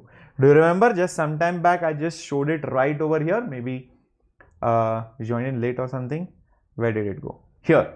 Whenever you want to find instantaneous or rate of change, you draw the tangent. Whenever average value is asked for the rate of change, then you take 2 points, measure the height, measure the base, and that's how you divide these quantities and get the average value. When it is instantaneous, it is derivative or rate of change. You draw the tangent, measure the angle which the tangent makes with the horizontal. That's how you do it. That's the reason why we have shown the tangent in this case. Okay, that's the reason why we have taken the tangent in this case. Whereas when it is average value, then I don't need the tangent. You just take two values here, find the difference here, and you can just divide them. Is that clear, everybody? Okay. Shall we move ahead now to the next part? Now, if you want, I will take a separate lecture on calculus, but let's just take these things for granted. Don't ask me, sir, how does it come and all that now. Let's not worry about it. Just remember few things, whatever I am going to tell you now. Whenever you are differentiating, taking derivative of t raised to n, then the answer will be n into t raised to n minus 1. Example, the derivative of t cube, here n is 3, so the derivative or the rate of change will be, put that n outside, that means 3 will be outside, reduce the power of time by 1, so it will be t raised to 2. Another example, let's say d of, let's say, t raised to 7 divided by dt. The answer for this will be nothing but put that number 7 outside, it will be t raised to 7 minus 1 is 6. Another example, derivative of t with respect to t. In this case, just look at it this way, it is t raised to 1 by dt. Put that 1 outside and t's power reduce it by 1, so 1 minus 1, t raised to 1 minus 1. So that is nothing but t raised to 0, which is just simply put 1. Anyways, dt was going to get cancelled with dt completely. So 1:1 or just 1. That is how you get it. Okay. Similarly, if I had d of root t with respect to t, okay, just by heart this formula for now. Don't worry about other things. If you know derivatives, good. If you don't know also, it doesn't matter. If you just know this formula, it's more than enough. You don't have to go deep into derivatives. You are not studying mathematics over here. then the power of time, whenever there is root, then it is having a power of half. So take that half outside, reduce the power of time by 1, half minus 1. So that will be half into t raised to minus half, which is 1 by 2 t raised to half, which is as good as saying 1 by 2 root t. 1 by 2 root t. You can just write it like that. Is that okay? Everyone with me? Till this point, is it clear? Till this point, is it clear, my dear warriors? Okay, then we'll go ahead. This is one of the formulas. Which you should know. Another formula which you should know is derivative of a constant. Derivative of a constant is always going to be 0. Derivative of a constant is always going to be 0. Best example, derivative of 5 with respect to time will be 0. It's just a constant, so doesn't matter, just make it as 0. Another thing which you should know about derivatives is, if you have two things added or subtracted, we'll just take the simple rules for now. I'm not giving all the rules because I'm just interested in the application of it. Let's say you have some function here and another function here, and you are adding it or subtracting it. You can take the derivative separately. And then add or subtract it. Example, if I want to find the derivative of t cube plus t raised to 4, take the derivative separately. So derivative of t cube separately, derivative of t raised to 4 separately, and then you add it.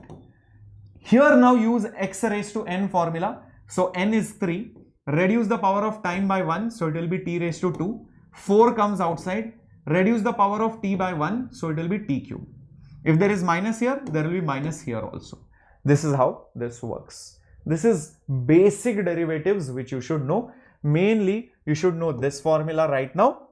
I'm just teaching you the basic applications. If you want, we'll have a detailed session only on derivatives and integration. Just these few things you know because they're just learning how to use them. The exact reverse of this is integration.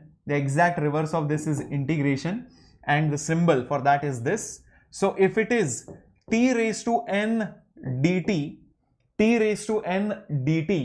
this is integration. I'm just reminding you of that. Integration, we'll have a separate class if needed. Then the answer will be, here you put t raised to n plus 1 upon n plus 1, and you put a constant of integration. And this c is nothing but also called as the constant of integration. Also, just integral dt is just t plus c. Just integral of dt is just t plus c. Just to give you certain examples over here. Integral of x cube dx. Just like this. X cube dx. Here that 3 is that n. So it will be x raised to 3 plus 1, n plus 1. That means 3 plus 1 by 3 plus 1 plus c. So it will be x raised to 4 by 4 plus c. Another example. Integration of t dt. This is as good as saying integration of t raised to 1 dt. T's power is 1. So increase the power of t by 1 instead of decreasing. When in derivatives decrease, in integration you increase. Upon 1 plus 1 plus c. So this will be t raised to 2 by 2 plus c. Keep these things in mind. These are standard basic things. Everyone? Okay, very nice. In integration only, remember, you can find something called as area under the curve. Meaning if you have some y versus x graph, something like this, and there are two values of x,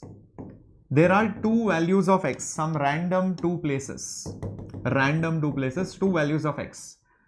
From this value to that value, what is the area under this graph? What is the area under this graph? Is given by integration of that function, integration of this y value with respect to this x value from x1 to x2. This is also called as definite integration. This is also called as definite integration. This is also called as definite integration. This is with some value on the top and below, not like before. There were no values. These were actually indefinite integration. Whenever you have indefinite integration, you will have some constant which is coming. Whereas in definite integration, you will never have constant of integration. I will give you an example, then you will understand it. Imagine somebody tells you integrate, just integrate x raised to 2 dx, or let's just take t raised to 2 dt from 1 to 2. From 1 to 2. That is what somebody tells you.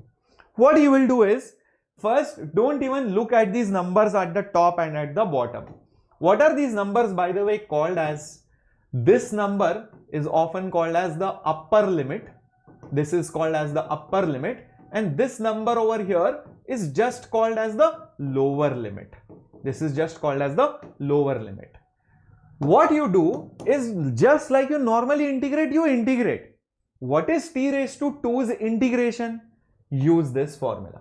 T raised to 2's integration. Just use this formula. T raised to n plus 1 upon n plus 1. So it will be t raised to 2 plus 1 upon 2 plus 1. Don't put constant. This is with the limits. Whenever there are limits, never ever put constant of integration. Constant will come only in indefinite. Indefinite, there is no constant of integration. And just, I'll put these square brackets, put 1 over here, 2 over here. We'll see what to do now. T raised to 2 plus 1 is t raised to 3. 2 plus 1 is 3. Still put those square brackets 1 and 2. Now what you should do is, put the value of 2 here and then put the value of 1 over here and then subtract them.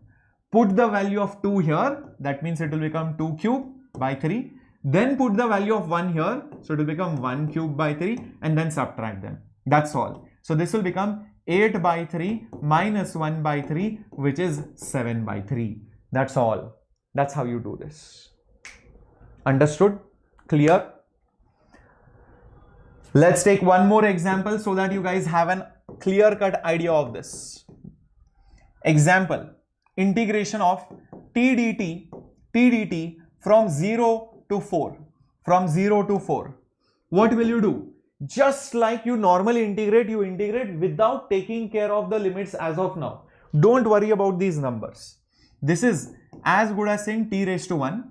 So it will be t raised to 1 plus 1 upon 1 plus 1. Now put square brackets, put lower limit and upper limit. That's all. This will be t raised to 2 by 2. Lower limit is 0, upper limit is 4. What you should do now, put the value of 4 here. So it will be 4 square by 2. Then put the value of 0 here. So 0 square by 2. Then just subtract them. So 4 square is 16 and this is 0. So the answer will be 8.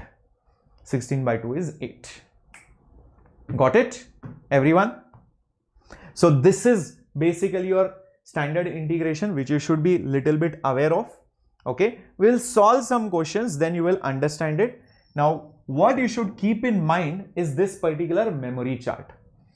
You have position, you have velocity, you have acceleration. Whenever you differentiate position, whenever you find dx by dt, you get velocity. Velocity is dx by dt, yes or no?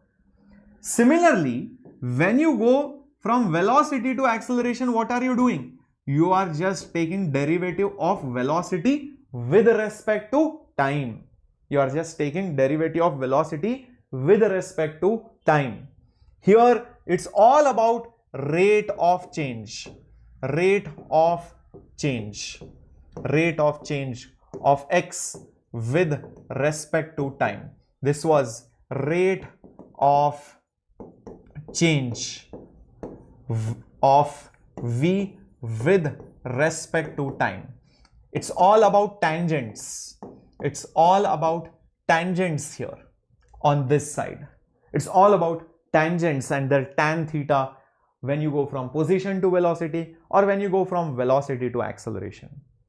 Some of the best examples would be like, say for example, if x is given to you as t cube, if x is given to you as t cube and somebody asks you find the velocity, find the acceleration, if they ask you find the velocity, find the acceleration, what will you do is, look at this graph.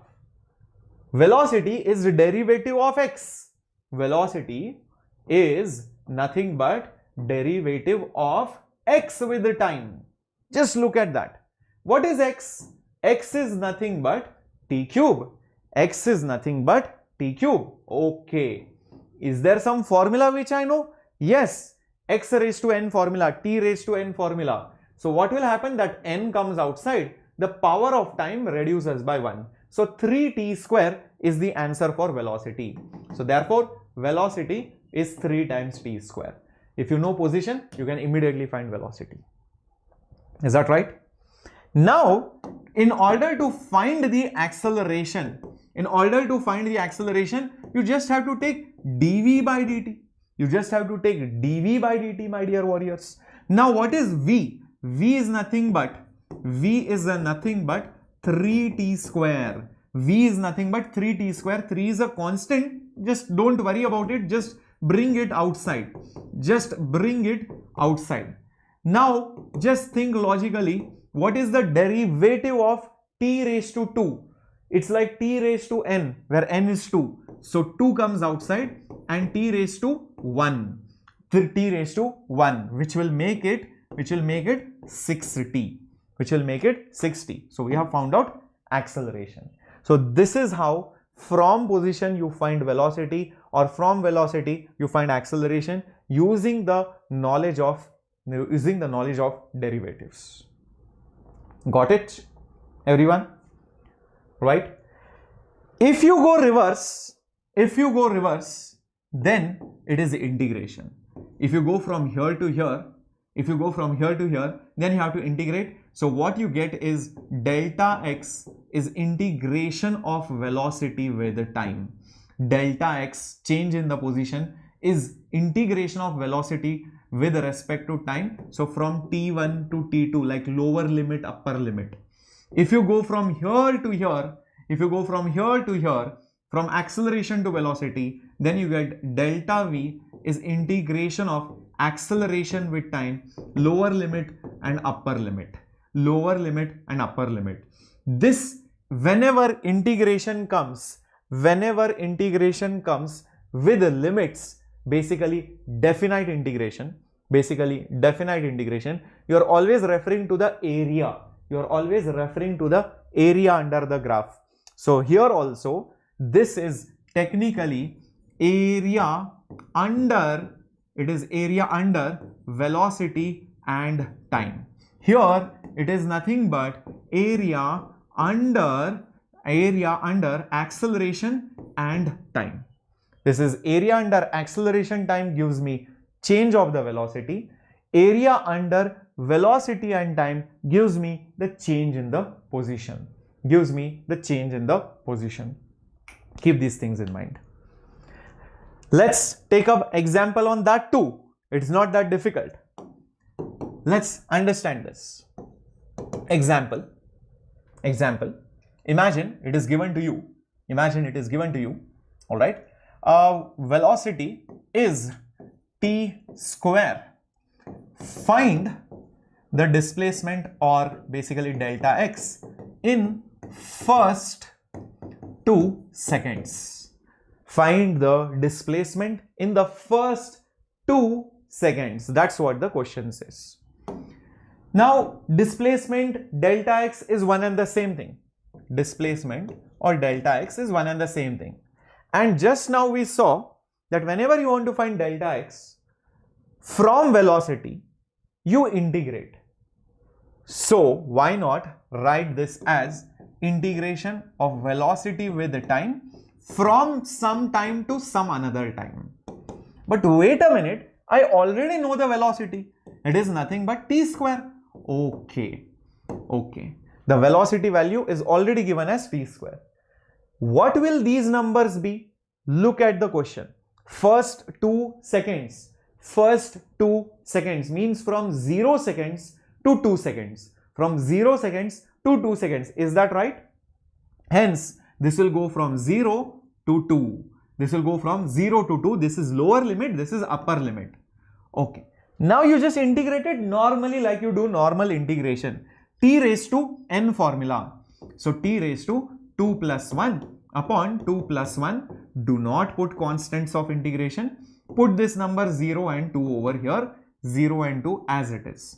This will become t raised to 3 divided by 3, and this will become 0 and 2. This will become 0 and 2.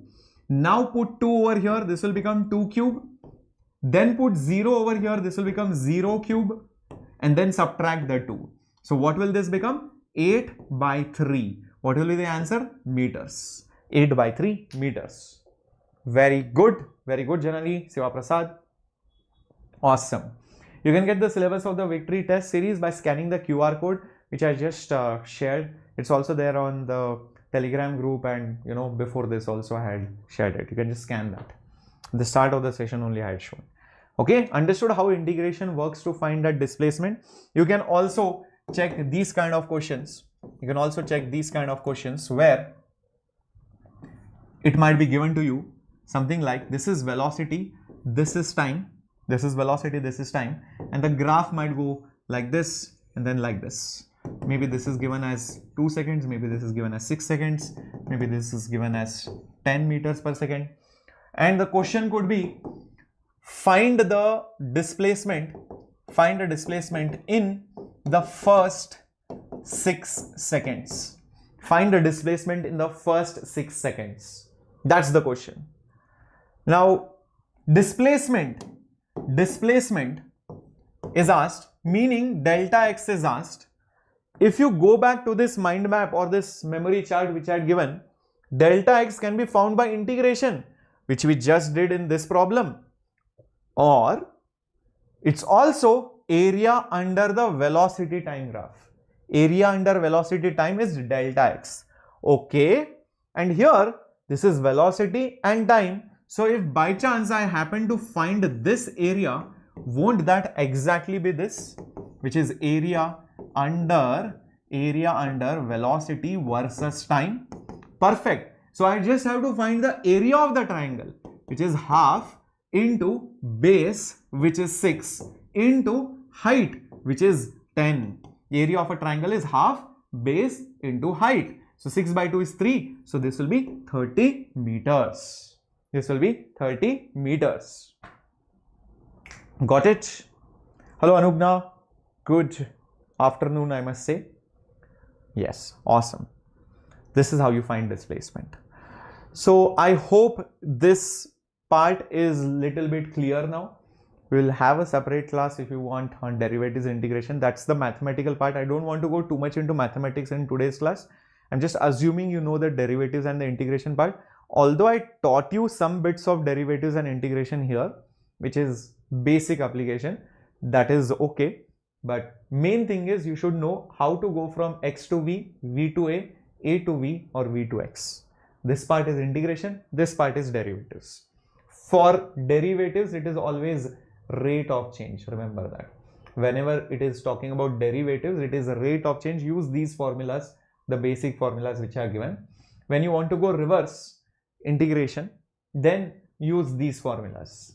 But if there are no numbers on the top and the bottom, there is always one constant which will come, that is indefinite. But whenever you see some numbers here, then the limits are there. It is a definite integration. So you just do the normal integration as it is, but in the end substitute these upper and the lower limits and then subtract the two. That's how you get the value of this. This always refers to the area under the graph. Whenever you put limits, there will always be area whenever you take derivative, it is always tangents tan angle. Tangents tan angle, basically the slope. Yep. Okay, I hope this is fine. Let's do some questions, guys, coming up on the screen. There are some questions on graphs and other things. Position is given by this. T is measured in seconds. What is the velocity at this and this? What is the average velocity between this and this? Let me just create a duplicate if I might need more space. Let's do the first part of the question. What is the velocity at t is equal to 0 and t is equal to 2 seconds? But what is given to me is x as a function of time. From x, can I find v? From x, which is a plus bt square, can I find velocity? Yes, don't just divide by time. This is some equation. So you have to take derivative dx by dt.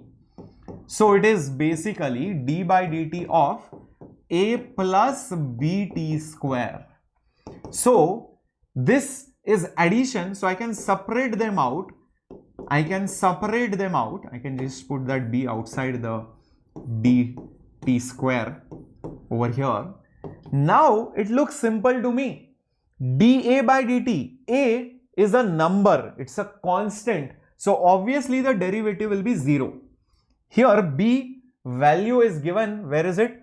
2.5 into t square's derivative. That number 2 will come outside. Reduce the power of t by 1. So t raised to 1. 2.5 into 2 is basically 5t. So velocity is 5t. So you tell me the time, I can tell you the velocity. What are the times? 0 and 2. So v0 will be 5 into 0. So it will be 0 meters per second. This is NCERT question, direct. This is the first answer. This is the first answer, everybody. Second answer, velocity at 2 seconds. So put 5 into time as, put it as 2. So this will be 10 meters per second. So that is velocity number 2. As simple as that. Is that right, everybody? Very good. Very good. But that's not the only question. The question is, what is the average velocity from 2 to 4? What is the average velocity from 2 to 4? Recollect the definition of average velocity. Recollect the definition of average velocity. It was displacement by time, which is delta x by delta t. So I need the change. I don't need derivatives anymore. So from 2 to 4, what is the interval? 4 minus 2. 4 minus 2. And when I'm talking about delta x, I am talking about position at 4 seconds and position at 2 seconds, and then I'm subtracting the 2. So put the value of 4 here, put the value of 2 here and subtract the 2. So it will be a plus b into 4 square, right? That is the first term, minus a plus b into 2 square. That is what you will get. A and a will cancel, b will be common, 4 square minus 2 square will be there. 4 minus 2 is 2. B value is 2.5. So I'm just going to put 2.5 as it is. This is 2. 4 square is 16. 2 square is 4. 16 minus 4 is basically 12. So 12 and 2, 6. 6 into 2.5, my dear students. That is going to be 15 meters per second. Just check this out. How many of you got it? 15 meters per second. Everybody with me? Come on, my dear students. Start answering the questions quickly. Start answering the questions quickly. Very good. Yes. Easy question. Very good. So this is how you do these questions from NCERT. Let's do more questions which are going to come up. Yes, all the answers matched. 2 cars. This was NEET 2016 question. Have positions given by at plus bt square, ft minus t square. At what time do they have the same velocity? At what time do they have the same velocity? So if their velocities are same, that means Vp must be equal to Vq. But positions are given. Positions are given. Okay, no problem. So derivative of the positions must be equal. Now we can find the derivative. So I'm just asking you derivative of the position of p particle, that means at plus bt square, and also find the derivative of ft minus t square. So here I can see plus term, I can separate them out. Constants I can bring outside the derivative. So a into dt by dt plus b into t square, sorry, not t square, dt square by dt will be equal to f, I can bring it out. So f into dt by dt minus is there. So derivative of t square with respect to time. This is what it is. Is that right? Everybody till this point clear? Okay. So let's see what is it coming out to be.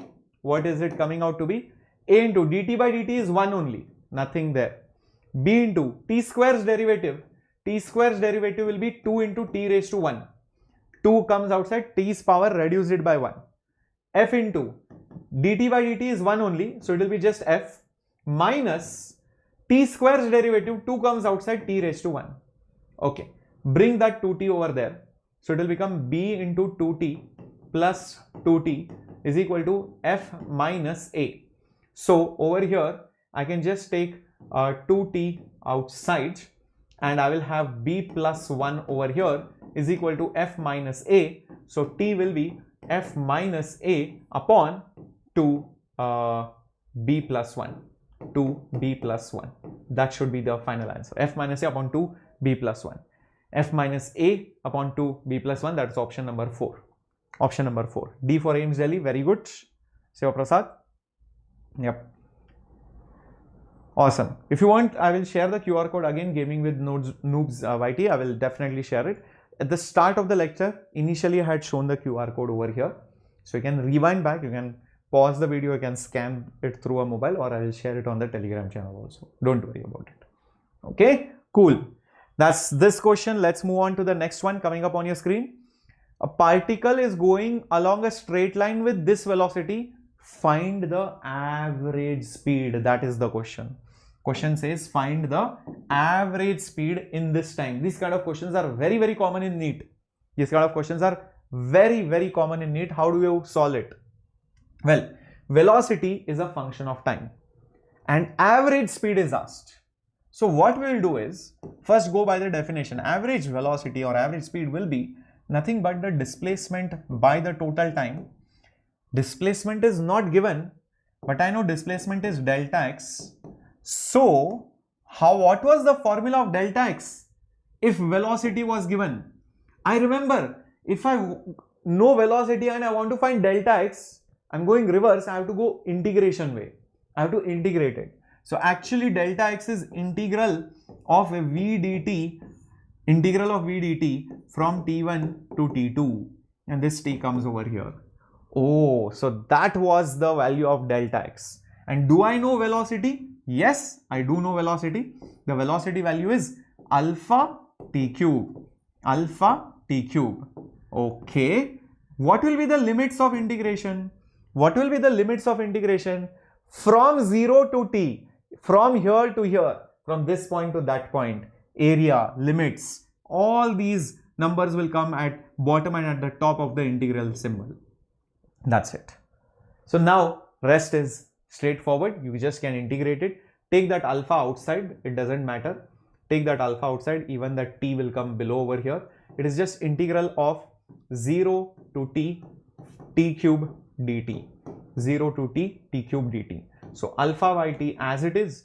T raised to n's integration formula was t raised to 3 plus 1, which is 4, upon n plus 1, which is 4 again. Put the limits 0 and t as it is. Put the limits 0 and t as it is. So this will become alpha by t into, here put the value of t first. So it will become t raised to 4 by 4 minus, then put the value of 0 here, 0 raised to 4 by 4.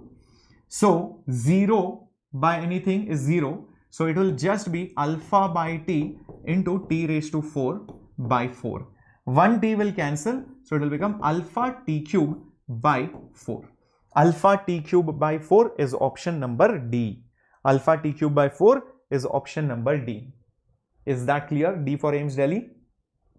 Very, very good. Proud of all of you. Awesome. As you see me solve problems, I think you are gaining confidence. Initially, derivatives integration application might look scary. It takes some time. Give it that time. You cannot just hasten up the process and say that, sir, I saw one lecture in that, it was done in 10 minutes or half an hour. No, you cannot do that. It takes days to complete and get that confidence by yourself. You have to see the lecture, which is slow, which is steady, which is proper, and then you practice. Okay, don't worry about it.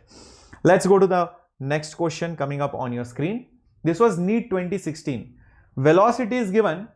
A and B are some constants. What is the distance traveled between 1 second and 2 seconds? Here distance and displacement will be same.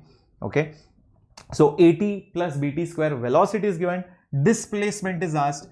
Displacement distance will be same because you are just going in a straight line. You are not turning. That's the reason why distance and displacement will be same.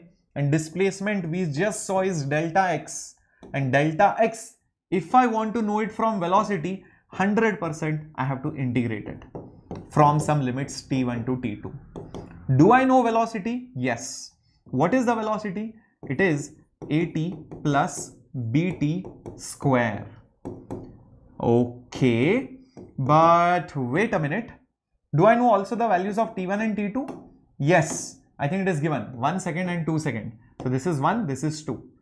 Oh, whenever there is plus, I can just separate them out. Whatever constants are there, I can just bring them out of the symbol of integration. So t into dt from 1 to 2 plus b is outside, integral of t square dt, again 1 to 2, again 1 to 2. That's all. Now integrate t. Now integrate t. What will it become? A is there as it is. T's integration, this is actually t raised to 1. So it will be t raised to 2 by 2. Limits are 1 to 2 plus b as it is. T squares integration, so t raised to 3, 2 plus 1 upon 2 plus 1. Limits are 1 to 2. This will become a into, first put 2, then put 1. So 2 square by 2 minus 1 square by 2 plus b into, first put 2, so 2 cube by 3, then put 1, so 1 cube by 3. So this will become, observe, 2 square 4, 4 minus 1 3, so 3a by 2 plus 3a by 2 plus 2 cube is 8, 8 minus 1 7, so 7b by 2, 3a by 2, 7b by, sorry, by 3, my bad, 7b by 3, that is there in option number B for biology. Option number 2, yes, there you go. T for Baswaraj sir, correct. Very good, very good. So these were some questions on derivatives and integration. We have also seen those graphs, position, displacement, velocity, all those things. So we'll just straight away go to some questions also which were asked in NEET. Okay, look at this. Displacement time graphs are given. Displacement time graphs are given for two moving particles at 30 degree and 45 degree with the x-axis. The ratio of their velocities, What do you do when graph is given? What do you do when graph is given and you are asked to find velocity? Well, velocity was dx by dt. It is also nothing but tan theta, if you remember, when it is a position versus time graph. Yes, this is position, this is time graph. Definitely the tan of theta will give you the answer. So it's just basically you have to take tan 30. You have been asked the ratio of the velocities. V1 by V2 will be tan 30 by tan 45 because the ratio is asked. Tan 30 is 1 by root 3. Tan 45 is 1. So answer will be 1 is to root 3. 1 is to root 3 is option C for Captain Shreyas. Is option C for Captain Shreyas. No, it is not D. I think you mistook it for something else. Yep, it is option number C. Okay.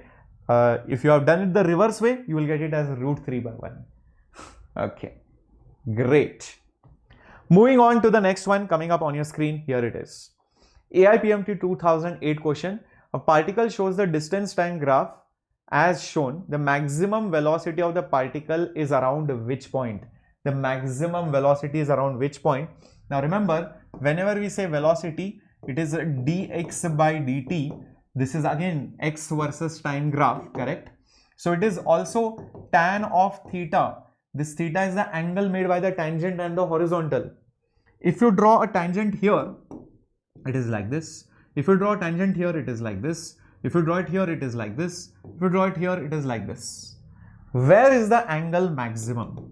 Where is the angle maximum? Obviously, I think the angle is maximum at C. So theta is maximum at C. So velocity is also maximum at C point. So answer will be B for biology, B for Baswaraj sir, which is option number C, or point number C. Sorry. Point is C, option is B. Point is C, option is B. Is that right? Okay. Shall we go ahead to the next one coming up on your screen? Here it is. Velocity graph is given with time. Question is find the distance traveled. I think it's going in a straight line. There is no turning or whatsoever. So the distance will be the same as the displacement in this case. So whenever we talk about displacement and velocity time graph is given, velocity time graph is given, recollect, from velocity I want to find displacement or change in position, you have to basically find the area under the velocity versus the time graph. So how much is that area? That's all you need to find. So let's find it out. It's not that difficult. First look at this area. It's a triangle. So half into base into height, which is 20. So it will be 10. This one is a rectangle. Height is 20, base is 1. So 1 into 20, which means 20. Okay. Then there is a small triangle over here. Half into base is 1. Height is 10. So this will be 5. This is a small rectangle here. Height is 10. Base is 1. So 10 into 1, which is basically 10. This is also a rectangle here. 1 second, height is 10. So 1 into 10, which is again 10. Now just add these numbers. You have 10 here, then 5 here, then 10, 10, 10 and 20. Sorry, 10, 10 and 20. Just check this out. 10, 10, 20. Yes, perfect. So what will this be, my dear students? 30 plus 20, 50, 55. So 55 should be the answer. Is there 55 in the options? Yes, it is 55 meters. Perfect. Baswaraj sir becoming very popular in today's session. Very good. Easy peasy lemon squeezy. Just have to find the areas. Awesomeness. Awesomeness. Cool. Now let's go to the equations of motion and the free fall motion. Are you ready for the last two topics? Yes, let's do this. These are the two major topics which are generally asked. More than derivatives, most of the times these questions are asked. And these are very simple, straightforward things. So, equations of motion. What do you mean by equations of motion, or just in general, they are also called as kinematic equations. Kinematic equations. Kinematic means, this word means not, or rather you are interested in how things are happening. How, where, when, etc.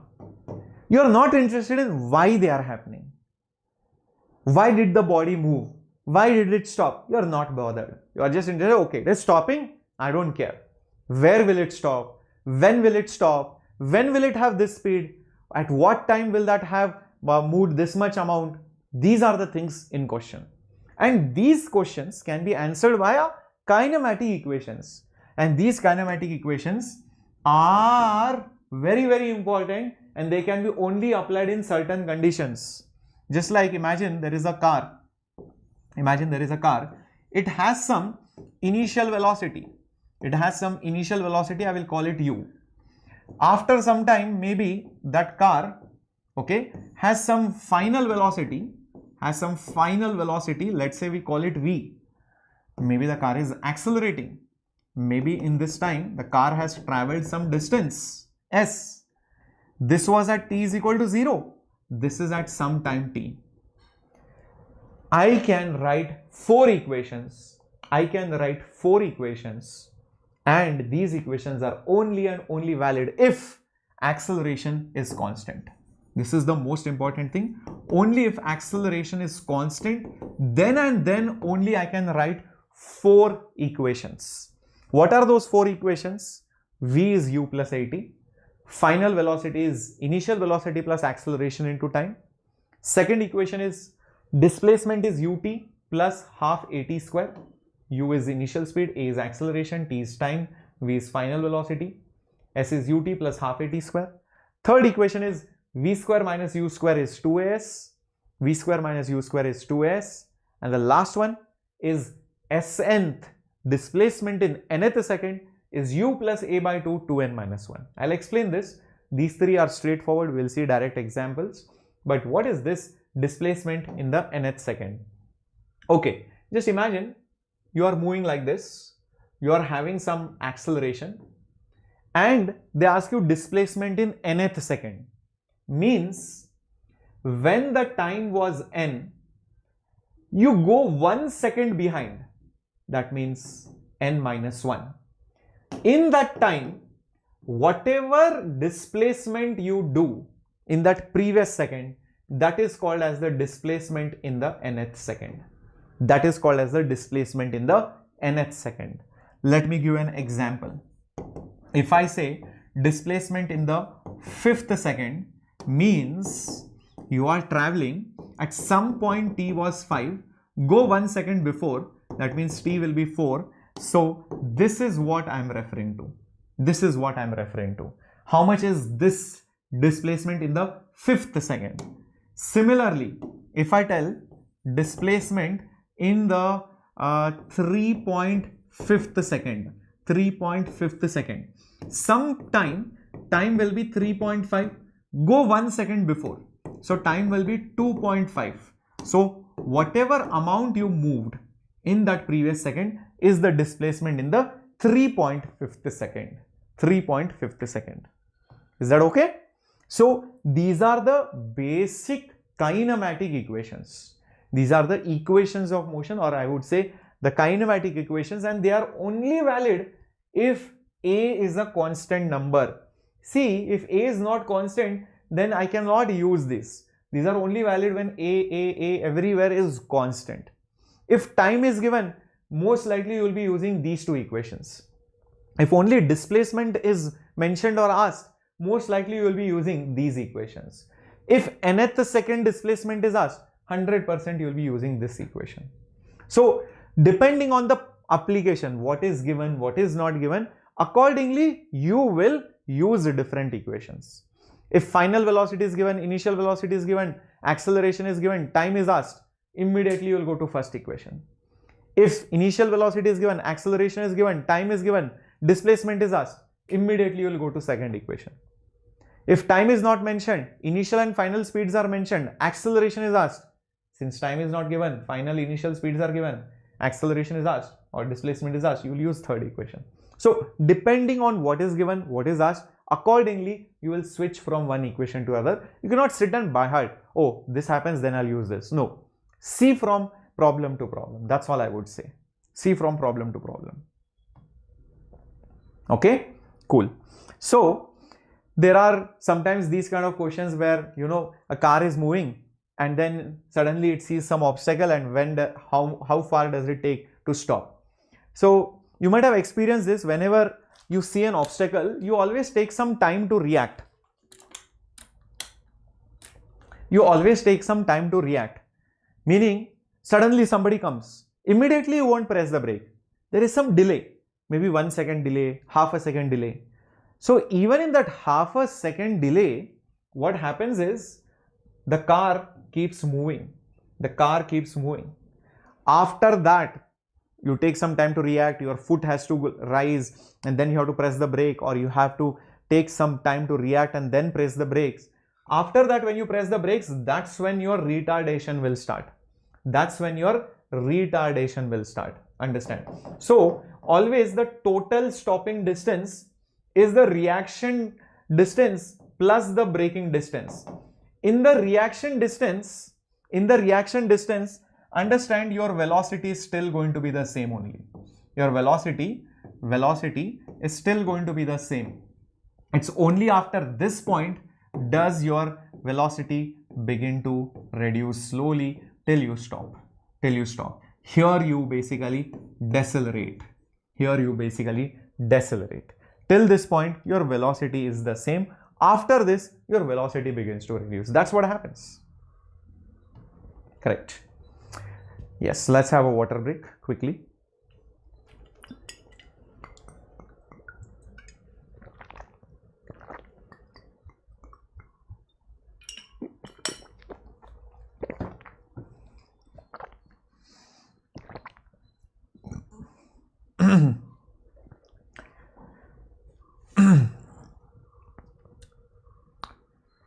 Great. Now, if reaction time, reaction distance is not given, don't bother. Then directly consider braking distance. You should understand Pandu is driving the car. If Pandu drives the car, he is very quick, very smart. His reaction time is fraction of a second. Immediately he reacts, tuck karke will put the brake and immediately the car will stop. So in that case, reaction distance will not be there. He will not travel that extra mile or extra distance. Immediately he will brake. So some problems reaction time is not given, which is okay, don't worry about it. Let's solve some questions, you'll get a hang of it. Look at this. A car is going with some speed. It can be stopped by some force after 20 meters. If now the speed is 30, how much distance will it travel before it is stopped? Or it will be stopped by this force in how many meters? That's the question. Let's visualize. Whenever kinematic questions come, no, you should always visualize, draw the diagram. Okay, let's draw the diagram. First case, initial velocity was 10 meters per second. There was some retardation. Acceleration was opposite. So the velocity reduced and it stopped. Finally became 0 meters per second. How much distance did it travel? 20 meters. In the next scenario, the velocity was little bit more, 30 meters per second. Obviously, that person will travel little bit more distance till he stops. Force is the same, so retardation will be the same. But now the question is, what is that displacement? Time is not mentioned, speeds are there.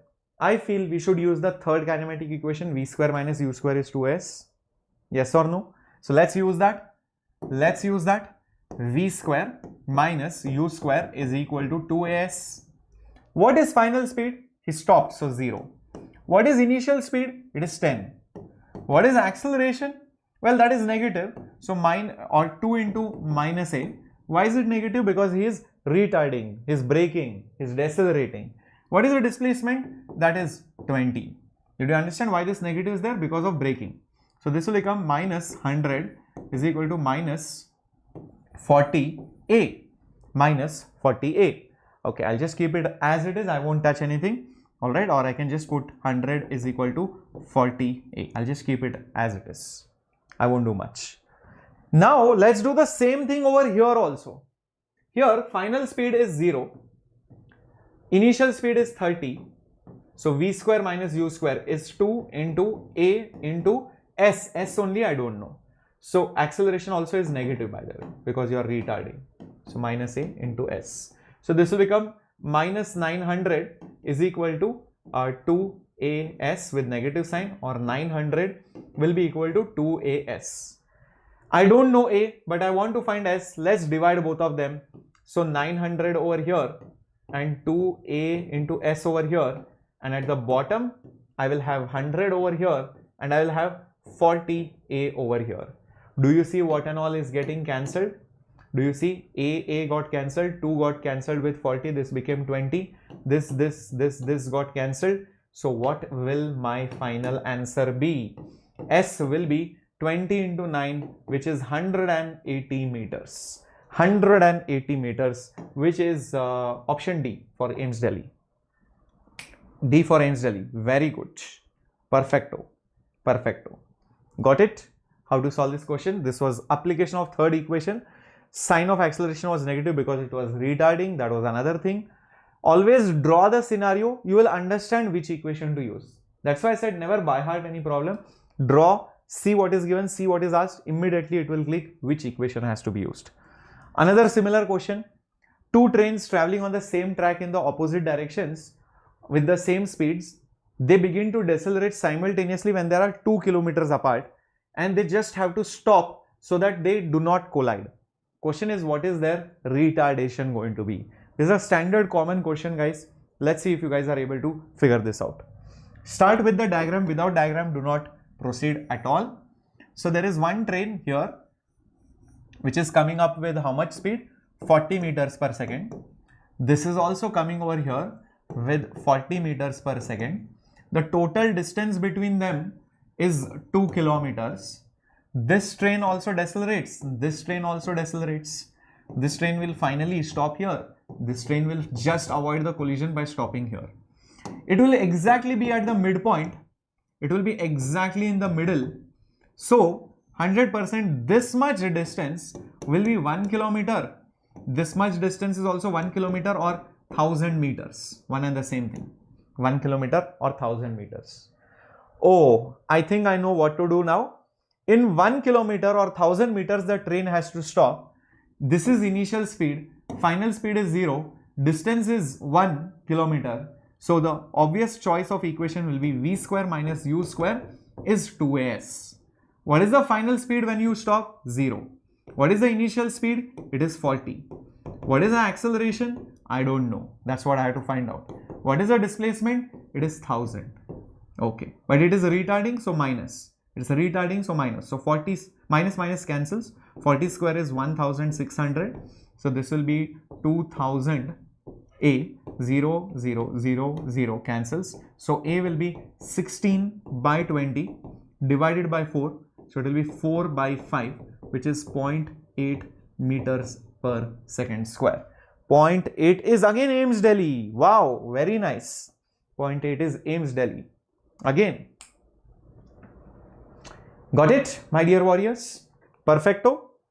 So these kind of questions are very, very common, my dear students, based on kinematic equations. Let's solve some more questions. I hope, yes, there are many questions. Initial velocity of a particle is given. It is 10 meters per second and retardation is 2. Distance moved by the particle in the 5th second is how much? Fifth means nth. There is only one formula. There is only one formula. Snth is u plus a by 2, 2n minus 1. I gave you this formula right over here. I told you right over here. This is the formula. U plus a by 2, 2n minus 1. So just use that formula and you will get the answer. What is the initial speed? The initial velocity is 10. So u is 10. What is the acceleration? 2, but it is retarding, so minus 2. Retardation is 2. So that means acceleration is negative 2 by 2.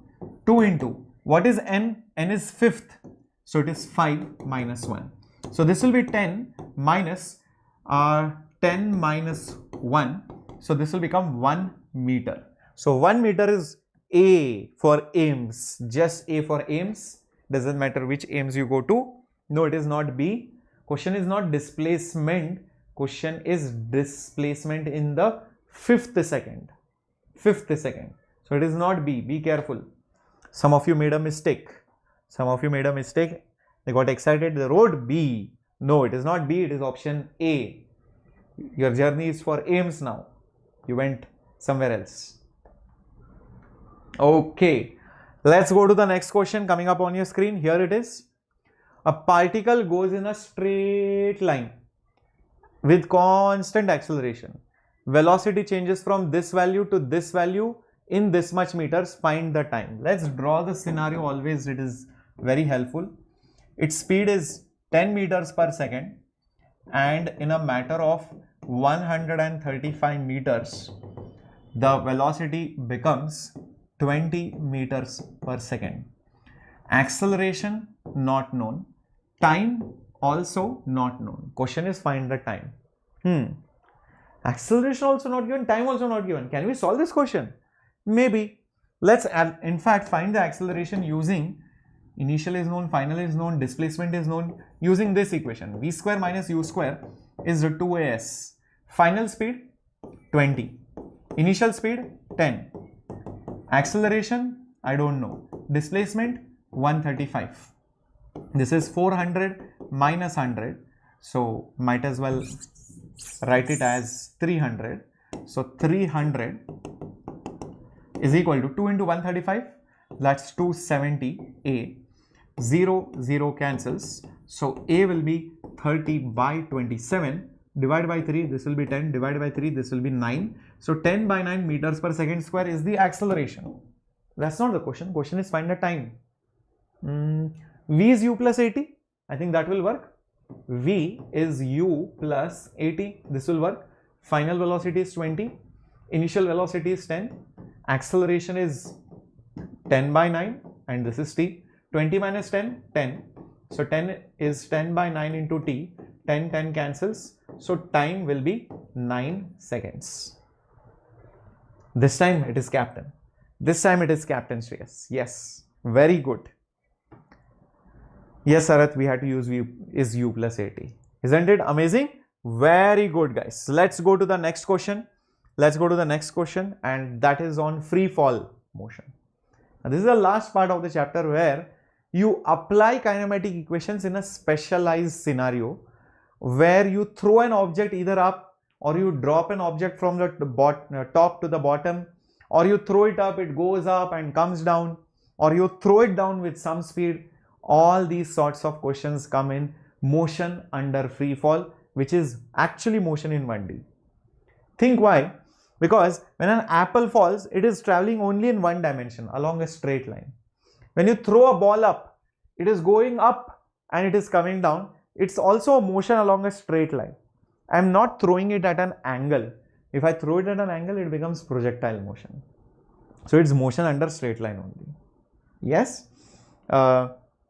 No, you can do it in the rough space. You can do it on the question paper also, but usually question paper it is not advised. You are advised to do it in the rough space or the rough sheets. They give you that rough space or the rough sheets. Okay, so don't worry. Don't try to do it on the question paper. You are not also supposed to do mental calculations because there are good chances that you might make many mistakes. Okay.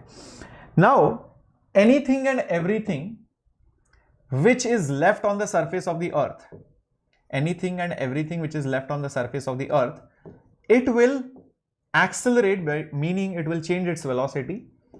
That is called as acceleration due to the gravitational force. Acceleration due to gravitational force, that is basically g, and the value on an average is 9.8 meters per second square, which you can approximately call it pi square. You can also approximate it to be 10 meters per second square. Pi is 3.14. Pi is 3.14. So square it, it will almost be 9.8 or close to 10. So these are the standard values which you are supposed to know. And the best part about acceleration due to gravity is it is independent of the mass which is dropped. It is independent of the mass which is dropped. Meaning if a person drops a ball from here and elephant is there and this elephant decides I want to jump. So this is that elephant. This is that elephant. It decides it wants to jump. This ball will fall down and it will fall down with an acceleration g.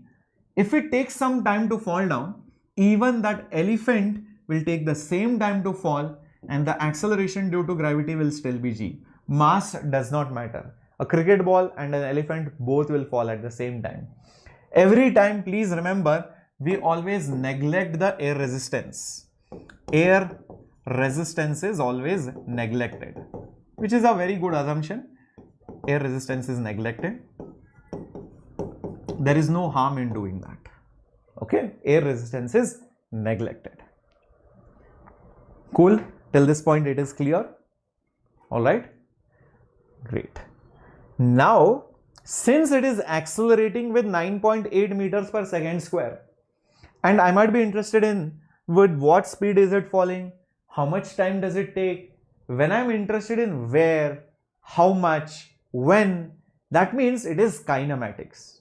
That means I can use kinematic equations. Also, acceleration is constant, which is an essential condition for applying kinematic equations.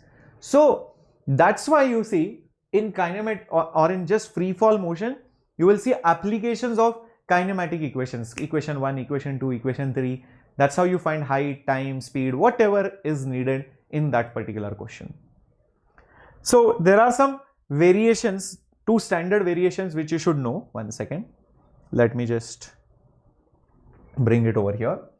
The first variation which you should know is this one. You are at some level, you take a ball and you throw it up with some speed. You throw it up with some speed. What happens is the ball speed begins to reduce,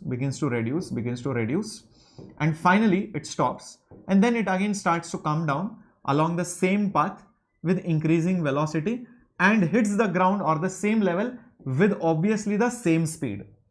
Whatever time it takes to go up and whatever time it takes to come down will be the same. Please remember that. The time taken to go up will be the time taken to go down, Also, the velocity while going up, the magnitude of it will be nothing but the velocity while coming down. Basically, this happens because the motion is symmetric. The motion is symmetric. Whatever is happening while going up will happen while coming down, but in the opposite direction. Because acceleration due to gravity is the same. Acceleration due to gravity while going up or coming down is the same. That's the reason for that. Is that clear? Okay. So for these kind of problems, at maximum height, what will happen? Because velocity is reducing, becomes 0 for a moment and again starts increasing. So at maximum height, the velocity will be 0. And this will be your maximum height. Is that right? Everybody with me? Good. Now, before writing the equations, I often ask my students this question. When I throw a ball up, as it is going up, and then finally, when it is coming down, what is the value of G? Is it positive or is it negative? While going up, is it positive or negative? While coming down, is it positive or negative? You try to answer that in the chat box. What do you think it is? Come on. What is it? Is it positive or negative? Let me tell you. The answer is depends. What are you taking as positive direction? If somebody decides this direction as the positive direction, it doesn't matter whether the ball is going up or going down. Acceleration due to gravity is always downwards. So as per this sign convention, because upwards is taken positive, G will be negative. Basically, I will use acceleration as minus G. But if somebody decides, no, I want to take the positive direction, positive x-axis, positive y-axis downwards, then for that person, because G vector and this direction are the same, acceleration will be plus G. So it all depends on which direction are you taking, positive or negative. What is that positive or the negative direction you assume to be?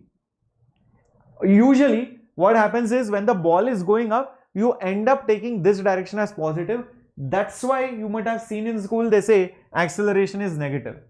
When a ball is coming down, usually we take downward direction as positive. That's why you would have seen downward direction is taken as positive. Got it? So it depends. depends on what direction you have taken as positive or negative. So let's solve this question to find the maximum height or the time of flight or whatever.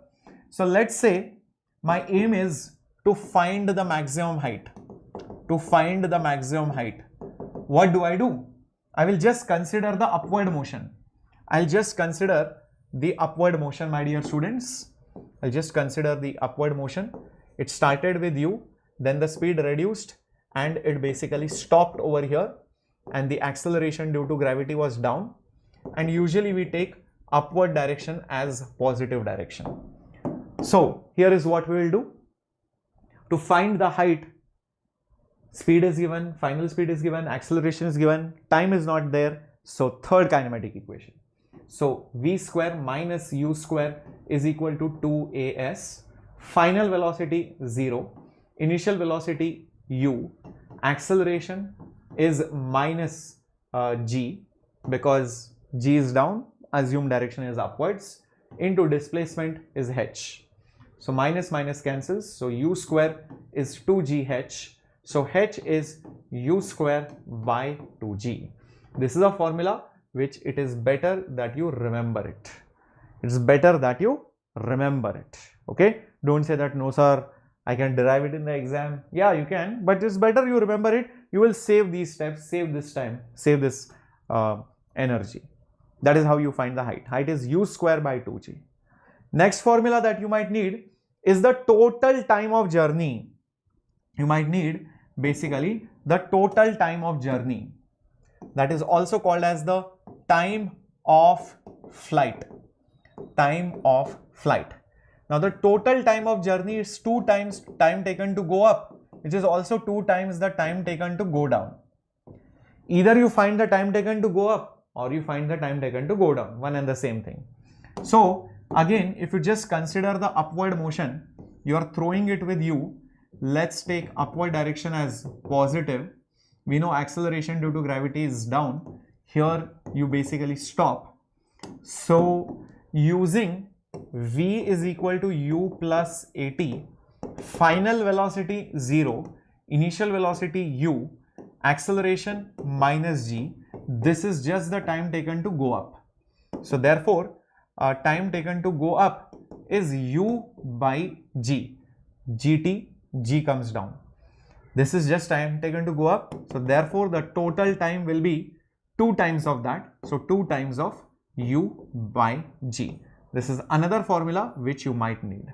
This is another formula which you might need. And obviously, this is the standard thing. Time taken to go up is twice the time taken to go up or down. Sorry, total time is 2 times time taken to go up or 2 times time taken to go down. Okay. If just time taken to go up is asked, it will be u by g. Time taken to go down is asked, it will still be u by g. Total time is asked, it will be 2u by g. Clear? Let's go ahead. Let's go ahead. Okay. One more type of variation which comes. One more type of variation which comes is when you drop a ball from some height, and after that height, it has some velocity. It has some velocity. And by the time it reaches here, you dropped it at t is equal to 0. It reached here at some time t. Question will be to find this time, to find this velocity, and obviously the acceleration due to gravity will be downwards. The acceleration due to gravity will be downwards, and usually in these kind of questions, downwards direction is taken as positive because everything is happening down only, usually. So what will you write equation wise? Let's start. So first thing is to find velocity, is to find v. What do we do? I know initial speed, I know the displacement, I don't know the time, I know the acceleration, I want to find v. Okay, I think I'll use v square minus u square is equal to 2as. Final speed I want to know. Initial speed drop means I release, just starts from rest. So that's why 0. So understand, whenever that word drop is used, it means it was at rest. It released from rest. That's what it means. Is equal to 2 into acceleration is down, assumed direction is also down, so it is positive. Don't take it as negative. Displacement is h. So therefore, V will be root of 2GH. This is the formula. V is root of 2GH. Is that clear? If total distance is asked, yes, Siva Prasad, in the previous part, then the answer will be 2h, because it will go up h, come down h, distance will be 2h, displacement will be 0. Displacement will be 0 if total displacement is asked. Okay, good. Then what about time? To find time, if you want to find time, what do you do? Which equation will you use? I think second kinematic equation will be better. S is ut plus half at square. My displacement is h and it is down, and downwards is also positive. Initial, final. Displacement is down, positive is also down. So that's why plus h. Plus h. Initial speed 0. No worries about the first term.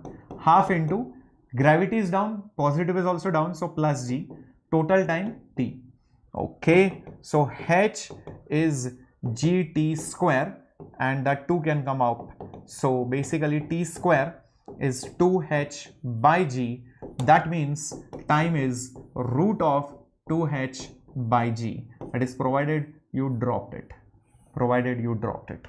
Time is root of 2h by g. Okay, these are some formulas which you should know.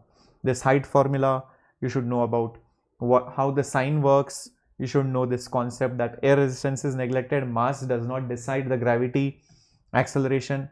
You should also know about height formula, time of flight formula, speed at the bottom, and also the time taken to reach at the bottom under these conditions. If you know this, then you have a good knowledge about free fall motion.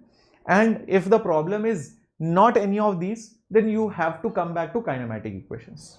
Okay, if it is not based on these conditions, you have to come back to kinematic equations. Yes. Now there are some important points which you should know regarding this. Gravity always acts down irrespective of whether the particle is going up and down. We just discussed this. Even when the particle is going up, gravity is down. Even when the particle is coming down, gravity is down. So gravity is always down.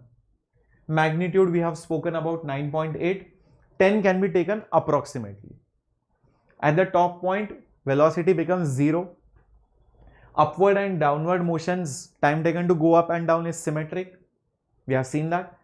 You can choose upward and downward direction positively according the sign of g will change. We have seen this also. We have also seen choose positive direction in the direction of the motion preferably, but there is no hard and fast rule. Usually wherever the ball is going, usually that direction we take it as positive. Now, sometimes you will see in NEET they have asked these questions many times actually. Galileo's law of odd numbers, which says that the distance covered by a falling object in successive time intervals is linearly proportional to odd numbers. What does this mean?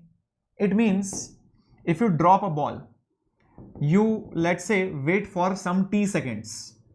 This is t is equal to 0. This is t is equal to 0. This is t is equal to t. You have traveled example x. You wait for some more time and exactly the same time, that means now the time is 2t. You would have traveled 3x. You travel for more t seconds, so the total time will be 3t. Here this will be 5x. Next will be 7x. Next will be 9x. In equal intervals, you travel distances in the odd numbers ratio. You travel distances in the odd numbers ratio. This is what Galileo's law is. This is what Galileo's law is. Exactly. This can be also used for even horizontal motion. You start from rest. You start from rest. If you travel x, you're accelerating like this. Then after some time you will travel 3x. After some time you will travel 5x. After some more time you will travel 7x, and so on and so forth. So displacement in the first second is to displacement in the second second to displacement in the third second, and so on and so forth will be always 1:3:5:7. That's how it goes. Odd numbers ratio.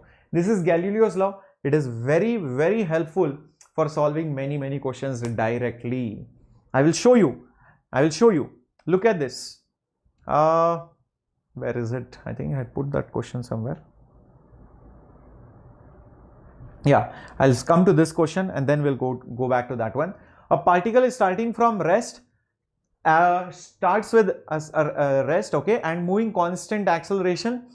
X is in first 2 seconds, Y is in next 2 seconds. Then how is Y related to X? In the first 2 seconds, it is going X. So in the next 2 seconds, how much will it go? 3x. So obviously this 3x will be y. Obviously this 3x will be y, because if you wait for more 2 seconds, then it will go 5x distance. It's Galileo's law. So hence the answer will be y is equal to 3x. Hence the answer will be option C, Captain Shreyas, y is equal to 3x. Got it? In fact, this question was also repeated here in NEET 2022. Ratio of the distances travelled by a free falling body in first, second, third, fourth is Galileo's law 1, 3, 5, 7. That's all. Directly C for Captain Shreyas. Directly. So you can see so many questions directly can be solved from your Galileo's law of odd numbers. Only valid for constant acceleration and equal intervals of time. Equal time intervals should be there, otherwise it won't work. 2, 2, 2 seconds, 3, 3, 3 seconds, 1, 1, 1 second, like that. Then this question was asked in NEET 23. Let's see if you guys are able to solve this particular question. Nice question. A bridge is built. A student throws a ball up with some speed. Ball strikes the water after 4 seconds. The height of the bridge above the water surface is. Let's visualize this. What is happening? So this student is standing on a tall bridge and there is water over here. In fact, this height only is not known to me. And what he does is he throws a ball up with how much speed? He throws a ball up with how much speed? 4 meters per second. Okay, 4 meters per second. So it will go up for some time and then it will fall down over here. And it falls down over here at t is equal to how much seconds? 4 seconds. Question is find the height. Well, in this problem, I know acceleration due to gravity is down. It's up to me whether I want to take upwards as positive or downwards as positive. I feel since it is eventually going down, let's take downwards only as positive. Let's take downwards only as positive. Always assume positive and negative, or else you can make a mistake in the signs. Which equation I might need? Displacement is asked, time is given, so only one equation, second equation, that is S is ut plus half at square. So I think we should go to S is equal to ut plus half at square. From here to here, that's the displacement. Don't take this distance, no, displacement. From here to here, initial to final. What is the displacement? It's h. What is the initial speed? It's 4, but it is opposite to the positive direction. So it will be minus 4. Did you understand why minus 4? This 4 is opposite to the assumed direction. That's all. What is the time? 4 plus half. Acceleration due to gravity is down in the assumed direction. So it is plus 10 and time is again 4. So this will become minus 16 plus 5 into 16. So this will become 16 5 is 80. So this will right minus 16 plus 80. So this will become 64 meters. So height will become 64 meters, which is option D. Perfect. That is the answer. This was asked in NEET 23 just last year. Crazy, right? Understood how to solve these questions? Perfecto. Shall we go ahead? Shall we go ahead? Okay. Next question coming up on your screen. We solved these two already. This is NCERT exercise question. A ball is thrown up, okay, from the top of a multi-story building. The height of the point from where the ball is thrown is 25 meters above the ground. How high will the ball rise? How long before it hits the ground? Okay, let's draw the diagram first. It's very similar NCERT question again. This is the ground surface. The ball is thrown like this with what speed? 20 meters per second. 20 meters per second. And this height is 25 meters from here to here. That is what is given. Obviously, acceleration due to gravity will always be down. You can take downward direction also as positive just for your sake. Okay, it goes and it's over here after some t seconds. Question first one is, how high will the ball rise? How high will the ball rise? This part, how high will the ball rise? You can solve it like your normal standard question, like this one over here. Where did it go? Like this one. It's starting at a point, it's going up and coming down. So how high will it go? Using this formula, u square by 2g. Can I just use that formula, u square by 2g? Yes or no, my dear warriors? So let's just use that. So h will be directly u square by 2g. So u is 20, g is 10. So 400 by 20, which is again 20 meters. So height is 20 meters. That's the first answer of this particular problem. Okay, very good. What next? What next, my dear warriors? Think about it. What next? What will you do? How long will it be before the ball hits the ground? How long will it be before the ball hits the ground? So for this part, which equation you will need? Which equation will you need? Think about it. Time is asked, displacement is known. Most likely, it is better to use the second equation, which is S is ut plus half a t square. From here to here, I'm going down. Initial, final, straight line joining initial and final point is displacement, and downwards is positive, so it is plus 25.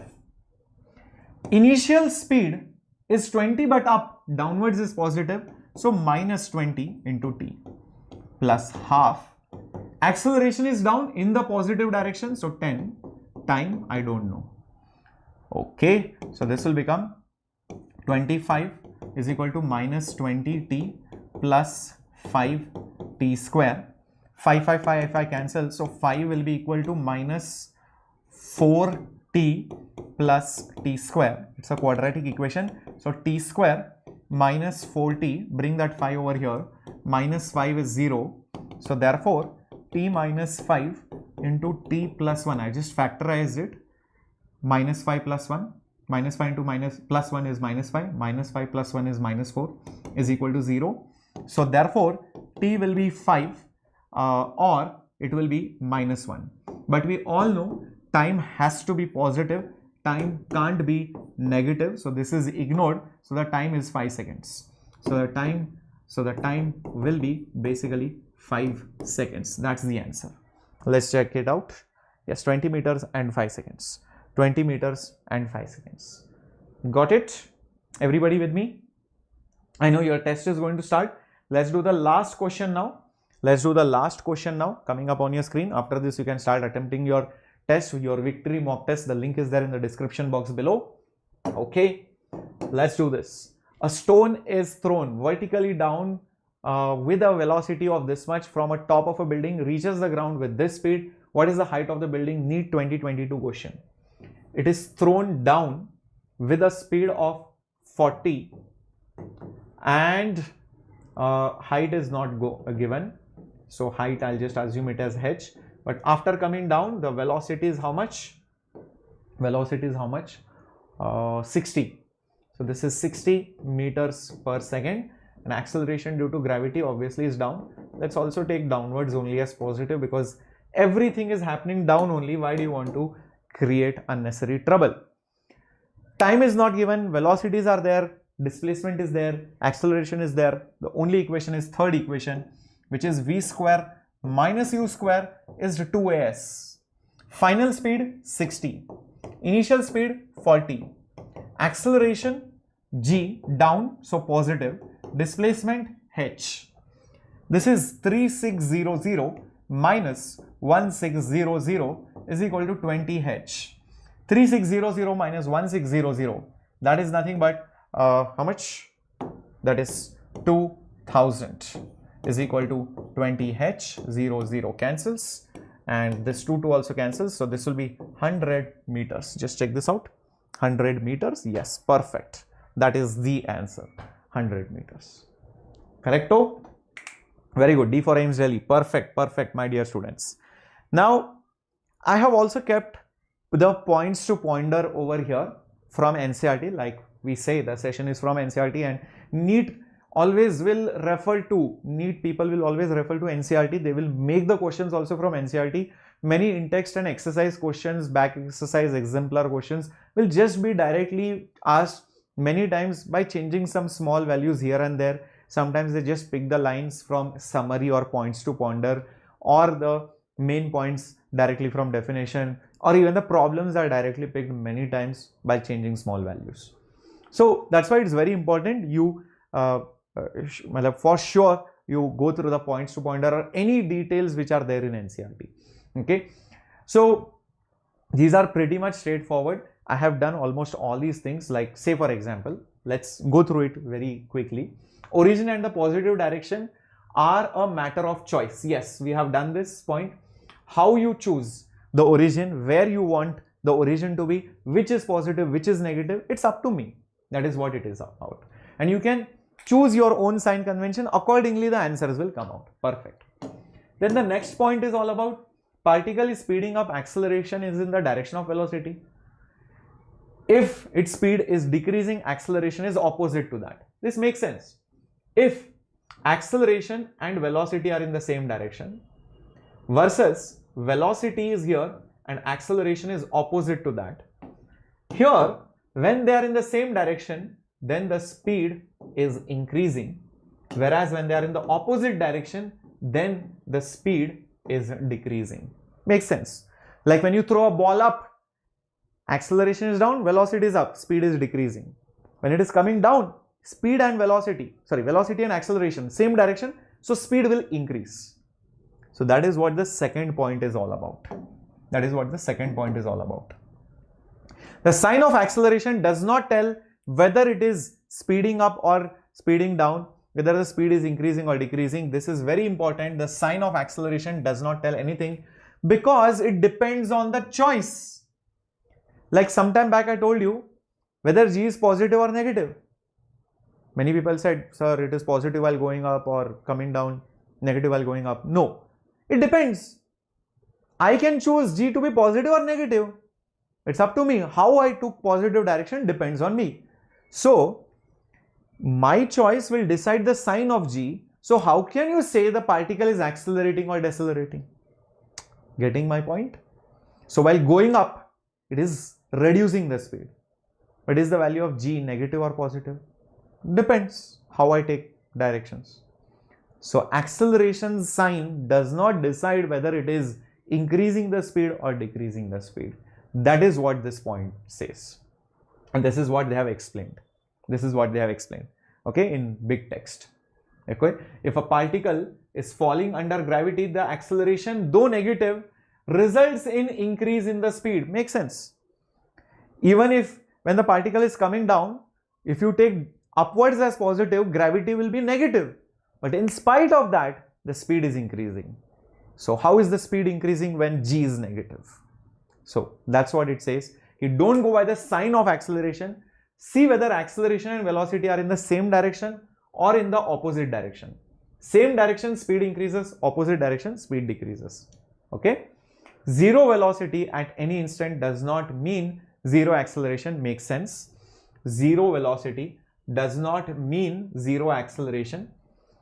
Just like at the topmost point, is the velocity zero? Yes. Is the acceleration zero? No. It is still accelerating. Only for that moment it stopped. Next moment it is moving. It is in fact increasing the speed. So acceleration has not gone. It is still there. It's just that it has changed the direction at that point. So that is the fourth pointer. In kinematic equations, the various quantities are algebraic. They may be positive or negative. They are applicable in all situations with constant acceleration. Very important. The kinematic equations are only applicable for constant acceleration, and they are algebraic, meaning they can be positive or negative. You have to choose proper sign convention. you have to choose proper sign convention. That's what it means, right? We have done that. Instantaneous velocity accelerations are exact and are always correct while the kinematic equations are true only for the motion in which the magnitude and direction of acceleration are constant during the course of motion. The definition of the velocity and the acceleration. Okay, so don't worry about this. We have not gone through these equations as such. I mean, I have given you much simpler equations. They have tried to confuse you with those equations in equation 2.1 and 2.3. The point is that you know, when you write acceleration is, you know, final velocity minus initial velocity by time. This is valid. This is valid only when this acceleration is constant. Only when this acceleration is constant. Else, how can you say this final velocity minus initial velocity by time? Because every instant acceleration might change. So this is only valid, they are only true for the motion in which the magnitude and the direction of the acceleration are constant. Only when the acceleration is constant, then you can use this. If it is not, then it will keep on varying, because you know, it will just give you average value. Then it will not be instantaneous value. It is kind of obvious, correct? Very good. So these are the pointers which were there. Please join the Telegram group. There are quizzes, test links, everything which are shared, and PDFs, everything will be available only on the Telegram channel. And if you have watched the lecture till the end, I hope you will put up chapter 2 completed. Okay, so the next chapter that I'll be doing is waves chapter. Okay, but yeah, if you are watching it recorded, you can watch it in any manner or any order that you want. Many students were asking, sir, please do oscillations and then waves and all of that, because I think it is coming up in your pre-boards or whatever, in your final exams of 11th and all those things. So let's do that. Yes, in the days to come, oscillations and then waves. Okay, and we'll slowly complete as many chapters as possible. Okay, so see you in the comments down there. Thank you for liking. If you are not yet liked, please do that right now. That's your Guru Dakshina. Yep, do that. Thank you so much for liking, and yes, subscribe to the channel as well. Thank you so much. All the best for your test. Test link is there below. It's a free of cost test, victory test, only available for today. After this, the entry is closed and you will see the price goes up to 1000 rupees. Thank you very much. Bye bye. Hasta la vista. Shreyas Sir signing off. Bye bye.